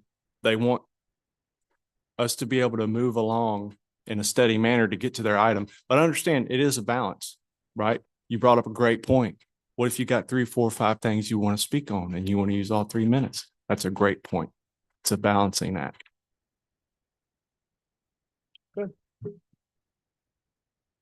Yeah, I think I want to bring up, 2.2 number 4. However, upon request, the time limits may be reasonably extended by the mayor upon consideration of various factors.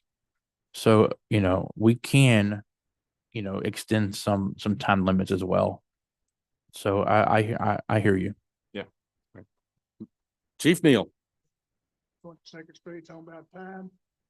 Yeah, I like 5:30. In fact, I like 5, but 5:30, I think it's good because leaving a lot of space late. The workers, but he was asking about the public. I like. Thank you, sir. Any other member of the public? All right, council. I'll accept a motion in a second, and if anybody wants to propose an amendment on this. So it's already printed 5:30? It is. Okay. Yeah. The thing is, if we change it, we can always change it back. Yeah. I mean, we changed it once. We change it once, we do it again. We're not trying to play a shell game with anybody, but we're trying to find the right time for your time and our time. There's some cities that have an early meeting and a late meeting. That is true. Alternating, Yeah. which is confusing to some citizens. So. Yeah, I think pull pulled out there. It's a balance. One week is at 10 AM and the next one's at Yeah, 4 PM. they changed it. Yep. So. Yeah. I'll accept a motion in a second, council, to get this on the floor so we can do any action. I'll make a motion. Second. We have a motion from Sonia, second by Ortiz. Any discussion, council? Motion for 5:30 or 6? As written, it's written as 5:30. As so written I as didn't- I didn't 5:30. amend it. Yeah, thank you. There would not need to be any Yeah. action to change, to implement that. It's already there. The two, what was it, 2.2? Yep. Talking about, I'm trying to. It was 2.2 number 4 came up a couple of times. I got so many I've got 300 pages in front of me here. It's on page 217 of 246. That would make sense because I'm on 260. 2.2.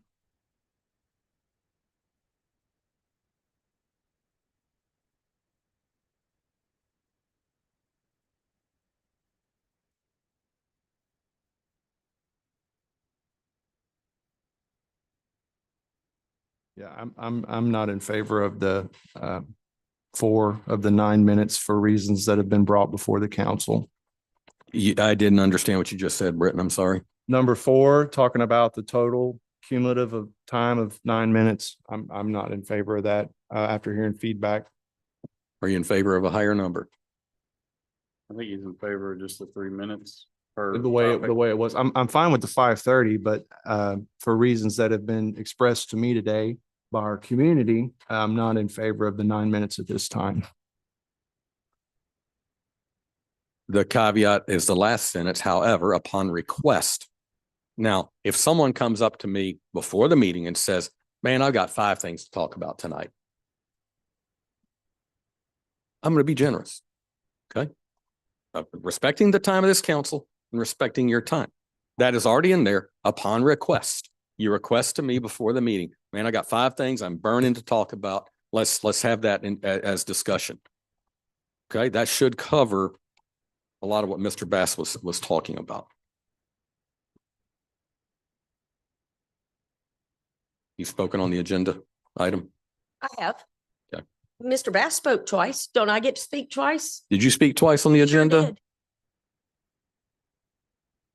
So my Don't point, do that next time. According to current rules, go ahead. so my point is Briefly, please. just that. I don't know sometimes what I need to talk about until I hear what you propose. Like I didn't know that there were problems with the GovWell thing. We're paying thousands, but we're not using the features that make it transparent. And so to be able to require me to come up in advance and tell you, I know I need 4 minutes on this, or I know I need 6 minutes on that, or I know there's 4 topics I need to talk on is preposterous. It seems like maybe there could be different ways to limit it if there was stuff done in advance, and that you all have done your homework before you got here so that your time here is spent doing the citizen comments. Trust me, we do plenty of homework. Thank you. So Mr. Jones, I appreciate you making that recommendation to strike number 4, and I'd have to stand by you. Thank you. Thank you. Does anybody second Councilmember Jones's motion, I guess you could say, to amend?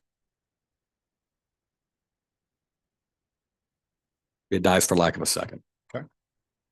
Call the question. Okay, this is a call for the question. This is non-debatable. It would end debate. This is not the vote on the item. So for ending debate, all in favor say aye. Aye.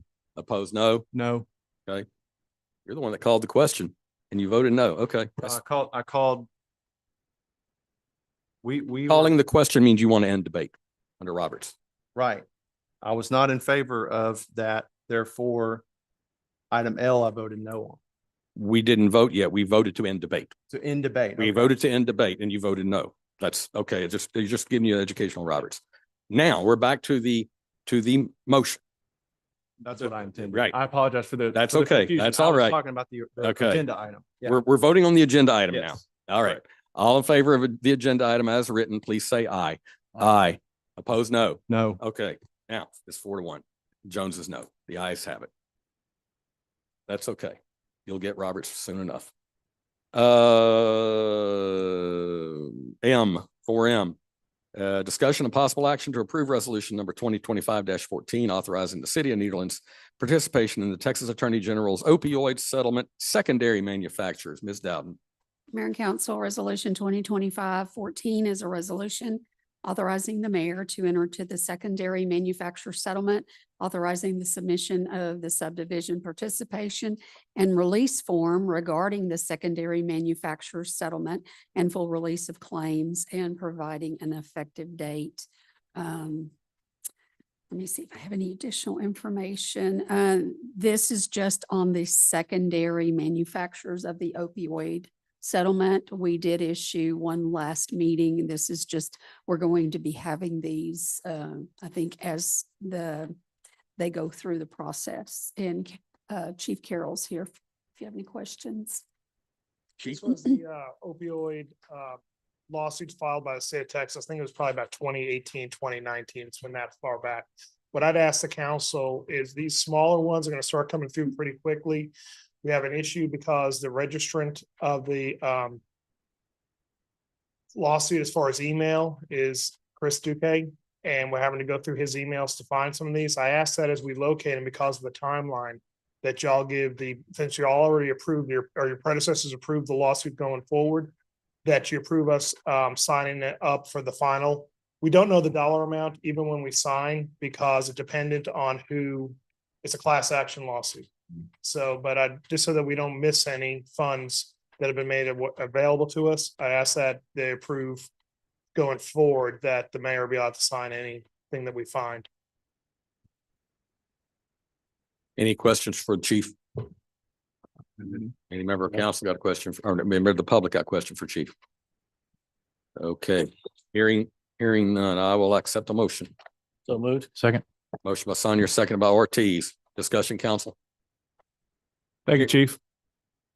Hearing none, all in favor say aye. Aye. Opposed, no. Ayes have it. 4N, discussion and possible action approving an amendment to ordinance 107, installation of stop signs at intersections. Ms. Dowden. And I'm sure Chief Carroll. Yes. So attached is a proposed ordinance, an amendment to proposed ordinance 107, which is an ordinance to the city council of the city of Nederland, which regulates traffic upon public streets of the city of Nederland, adding stop signs at Avenue F and at 25th, Avenue F at 23rd, Avenue F at 21st, Avenue B at 25th, 23rd, and 21st. And those are all And- South 25th, South 23rd, Yeah. et cetera. Right. And Hodgson Road and Bork Road, and providing a penalty thereof. Chief? Received several complaints about speeders. When I went out there and did our traffic survey and put our recorder on the roadways, what I found is it wasn't speeding that was causing the issue. It was the traffic that was cutting through on these side streets. And obviously they're trying to avoid 27th Street, which has the traffic control devices. So that is the complaint that I've been getting from the neighborhoods. The one at Hodgkins is a three-way stop, but only two of them realistically have a stop sign right now because of some changes in that area and some houses being built. We need to put a third stop sign. So it's a three-way stop at a three-way intersection. Yeah, so Chief and I have been talking about this, and Keith Bass and I, we've been talking about the 21st, 23rd, and 25th. So my wife was not happy about it. I told her, I'm sorry, it's going to take you 20 extra seconds to get from Avenue H to Nederland Avenue, but she'll just have to deal with it Have there. you But talked to our councilman yet? she said he doesn't listen. I don't know. I'll be running a different ward next time. But no, appreciate the work on that, Chief. No, I appreciate it. Like I said, we have that device. It works well. The ordinance goes back to June 12th, 1961. Wow.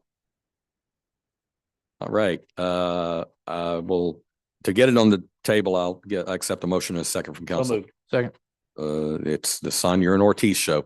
Okay, discussion by council. Discussion by the public. Hearing none. All in favor of the motion, please say aye. Aye. Opposed, no. The ayes have it. So 4N is approved. 4O, discussion and possible action to approve a memorandum of agreement between Baptist Hospitals of Southeast Texas and the city of Nederland for the supply of potable water in a disaster event. Ms. Dowden. Mayor and council, attached is an MOU between Baptist Hospitals and the city of Nederland, which will be effective immediately upon signing for a 2-year period with two-year extensions. At the city council meeting on July the 22nd, 2019, the city approved an MOU between Baptist Hospitals and the city. And it was for potable water, it was due to the event where their water supply from the city of Beaumont was compromised or lost. That had happened in the past. We ended up providing them water. The agreement is now expired because it was for a 6-year period total. And they are requesting that we approve a new agreement in case that happens again. I'll be that guy, Ms. Dowden. The first sentence says this memorandum of agreement herein referred to as an MOU. Actually, it's a memorandum of understanding that's an MOU. A memorandum of agreement's an Sorry, MOA. That's MOA. okay. That's all right. That did hundreds of those in my previous life. But yeah, I know what it is.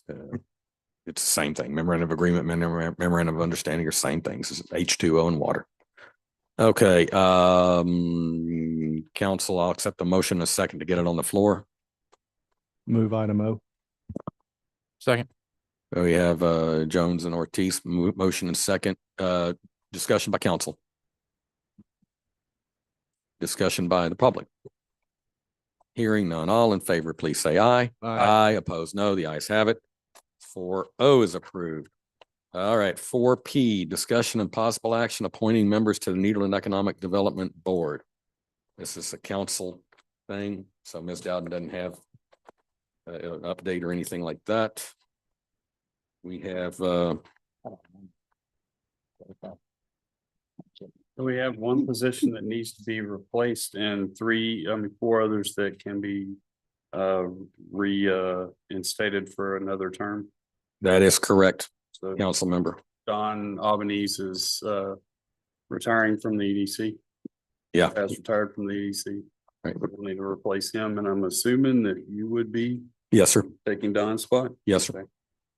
So I'll accept that as a motion. Anybody second to put me in place of Don Albanese?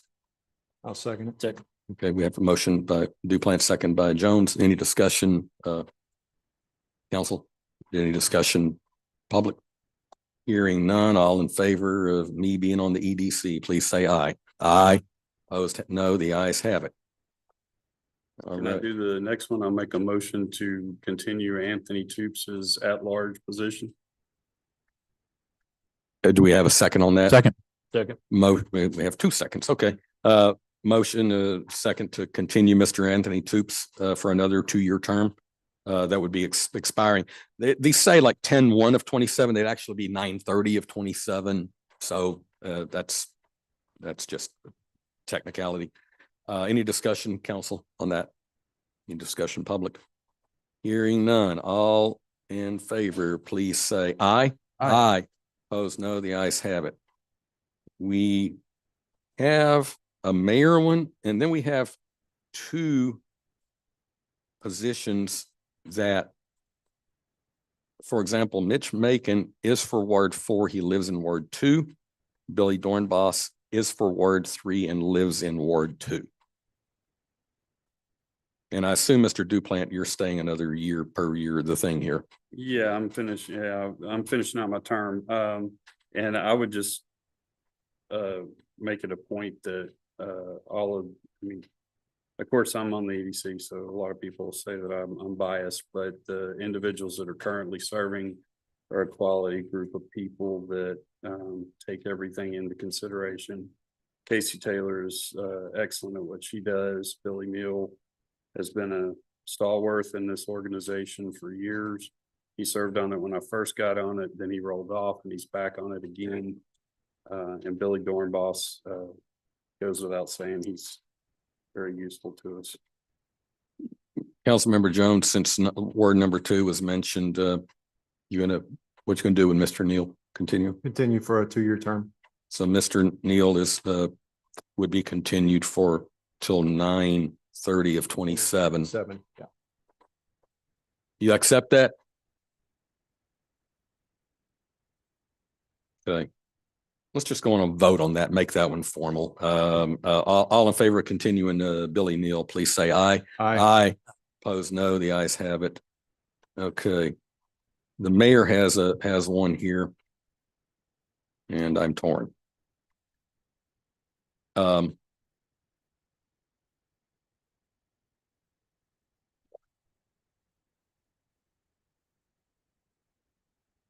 Because I am, You want to come back to it? yeah, I'm gonna come back to that. Yeah. Okay. And we may come back. I need to talk to meeting some moving. people. I need to talk to some people. I hadn't been able to talk to people. And so that I need a question because we also had Ward 3 Ward 3, yes, sir. on that one there where previously we were kind of discombobulated on what our decision was a few months ago and all that. Yep. And I proposed and asked Stephen Helmut to to join the EDC at that time. We weren't sure with all the other ones, so I hate to go back on that. Okay. But I also hate to lose Billy Dornbos, but I don't want to go back on what I told the citizen that I would do there. So, You're going to move Mr. Himmel in that Yes. position. yes. Do we have a second? Second. That's to have Mr. Himmelt, Stephen Himmelt, for Ward 3. He lives in Ward 3. Yes. In discussion. All in favor of Mr. Himmelt, replacing Billy Dornbos, please say aye. Aye. Opposed, no. No. Okay, the ayes have it. Councilmember Duplantis, the no vote. I need talks, like Ms. Dowden, can you put it on the October 13th? I just need my one position. Yes, sir. I talked to somebody and I need to talk to the other person. Okay. That's it on that particular item. Q, discussion and possible action approving the 2025-2026 wage and classification plan. Ms. Dowden, you have something on this, I'm sure. So, one quick question. Yes, sir. Where does the list of, wards that represented, that has never been in our bylaws for the EDC? It's an open, That's a good point. open position in all of them. I see at large, mayor, Ward 1, 2, 3, and 4, that didn't exist before. This was the list that was given to me, I think in May, and it had those letters and numbers on there. I'm just, Okay. Yeah, I understand your bylaws, what they say. You know, when I do appointments on any of these boards, I always try to find somebody in my ward so I can make sure that my ward is represented in whatever body that might be. So I will always choose somebody from my ward to represent my ward on the council or on the board or whatever it may be. Okay. And that's just something personally that I do. No, Yeah. that's your prerogative, Yeah. and that's exactly what the way it's been, but we have 7 members on the board, not just 4. So we try to get one from every area, and then we have additional positions. right, we have 2 at-larges and a mayor. Mayor is filling a position, so that was automatically, because like for me, I don't announce one for Council 1 because I'm filling it. Right. If you're the mayor, that's the position that you're filling, not a one that you appoint.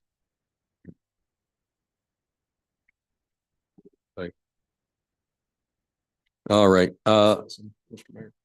yes, ma'am. Mayor and council, my name is Casey Taylor. I am serving currently and I'm the position that the mayor is wanting to think about. And I respect that. I would like to share with the council as well as the citizens. I'm honored to serve on that board. For 9 years, I worked as a business consultant for the Lamar Small Business Development Center.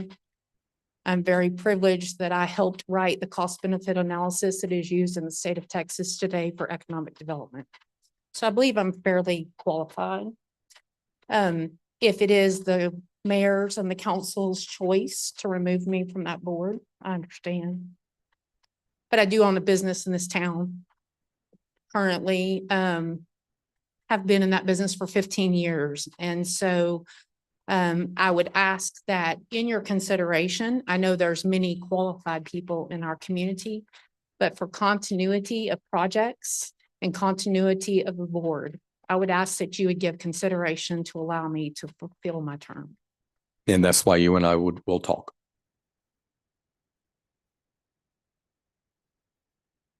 Okay. We are now on back to 4Q, wage classification plan, Ms. Dowden. Mayor and City Council, attached is the proposed wage and classification plan with amendments. There are 2 components. There's a wage and position classification plan, which goes through a lot of the information about what makes up the plan. And then there's the wage scale. I'll just briefly go through the changes on the wage and classification plan. The HR director is here if y'all have any questions. As previously discussed and approved by City Council, there has been added a monthly stipend for residency pay of $125 for those who own and reside in the city limits, and $75 for those employees who rent or lease within the city limits. that has been added to the wage classification plan. The Assistant Deputy City Manager stipend is being increased from 3,300 to 6,000. This came up just recently, and that stipend has not been increased in over 20 years. And we feel like if someone serves in that role, that it needs to be moved up or increased. Excuse me. There are 2 new positions that have been added: an Assistant Public Works Director to provide oversight for the city facility property maintenance and to support Public Works Department operations, as well as an inspector to assist the chief building official and code enforcement officer. The general wage scale, which is also attached, has been revised to reflect the budgeted 2% cost of living adjustment that was approved through the budget process. And also it includes the steps for the different positions. The proposed revisions were discussed during the budget process. I recommend approval. If you have any questions, Stephanie Gasper, the HR Director, is available. Council, I'll accept a motion and a second to get it on the floor. So moved. Second. Sonia moves, Ortiz seconds. Discussion, council. Question on the Assistant Deputy City Manager stipend. How did the price or that cost, what was weighed into for that cost to go up, or that annual salary go up? So on the Assistant Deputy City Manager stipend, that's the one. Assistant deputy or assistant? It's assistant / deputy. It's actually Assistant City Manager that will be for a person serving, as an employee to step up and when needed from the city manager. I think we discussed it due to a potential position and. Correct. And you just had me check around some rates, and it was anywhere from 500 a month to 600 a month was kind of the average that we were finding out there. Currently, no one's serving in this role at this time.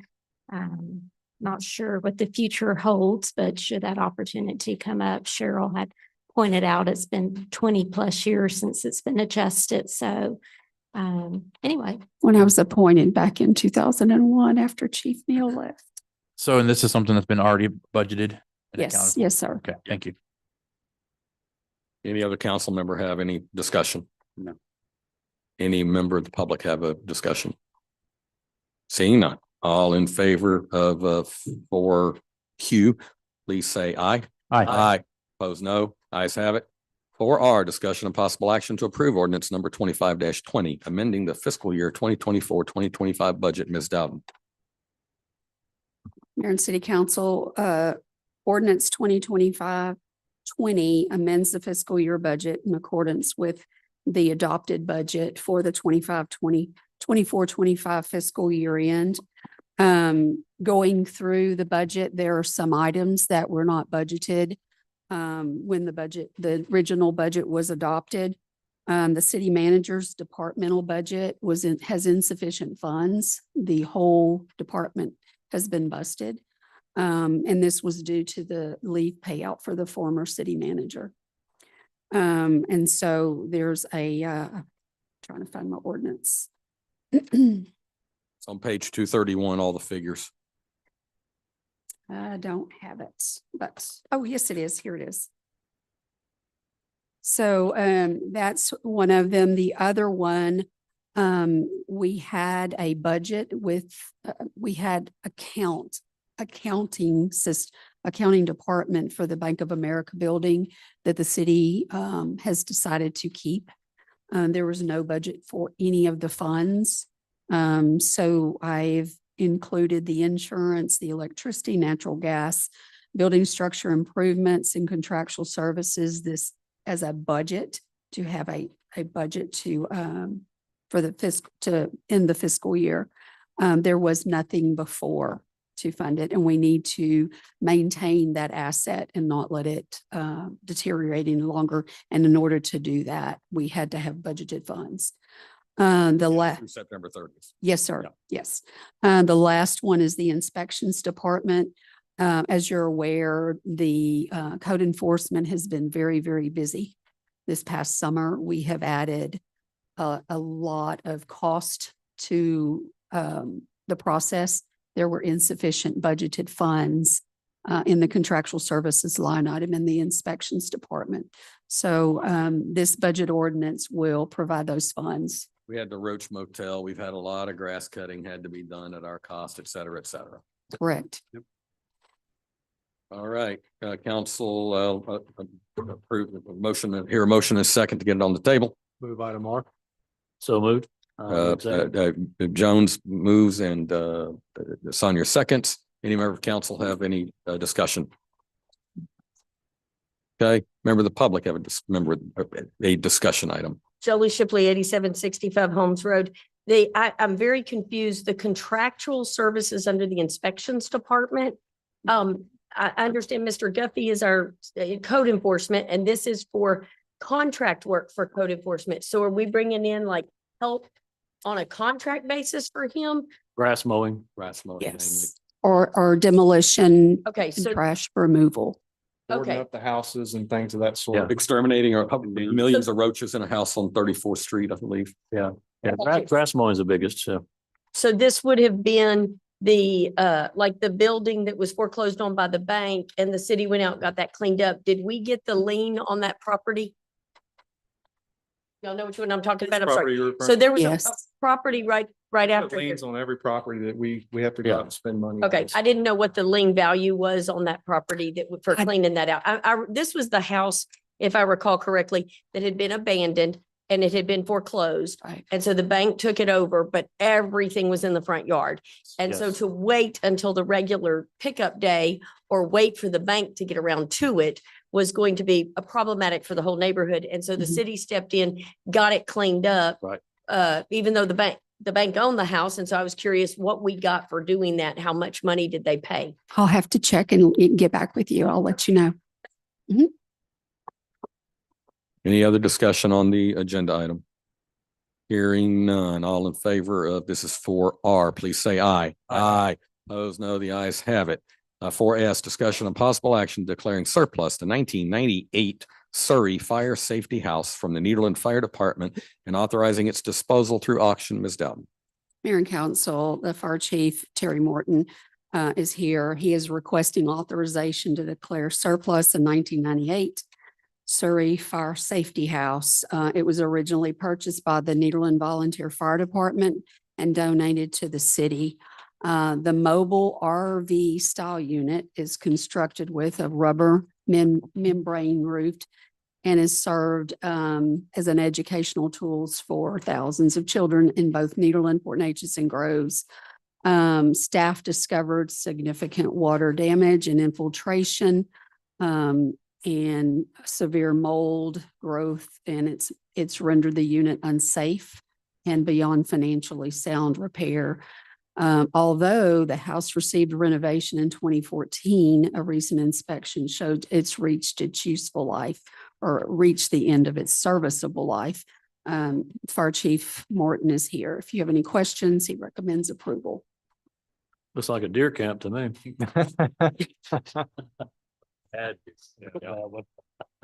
you have the pictures? Yeah, I got the pictures. Yeah. It's pretty nasty. Yeah. Yeah. Chief, do you think the Nederland Volunteer Fire Department got their money out of that? Okay, I was just checking. It's a similar construction, probably like a FEMA trailer. I'm surprised it's still. I'm surprised it's still around. Yeah. It's Surprised the walls hadn't fallen down. 27 Yeah. years old. I mean, if you know anything about RVs, that's just Yeah.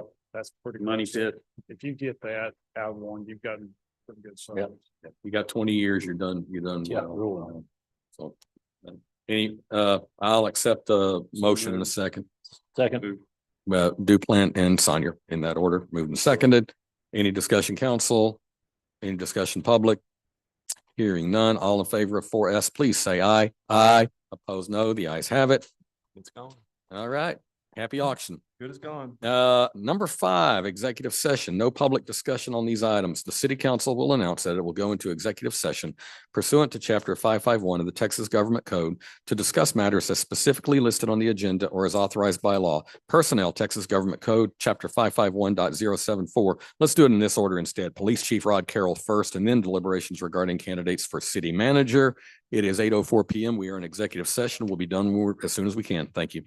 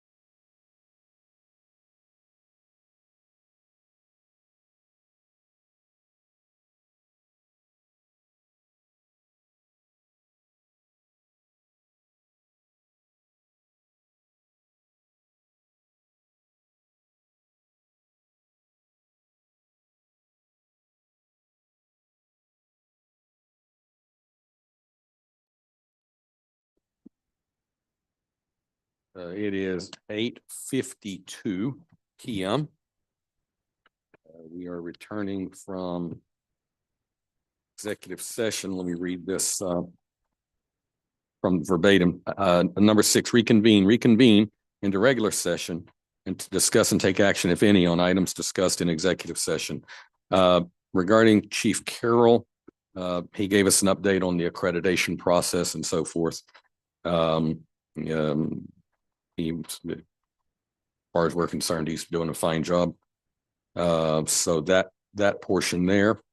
And now, since item 7 is a separate one about the city manager discussion and possible action arising out of or related to executive session regarding the candidates for city manager, I will accept any motion or second at this time.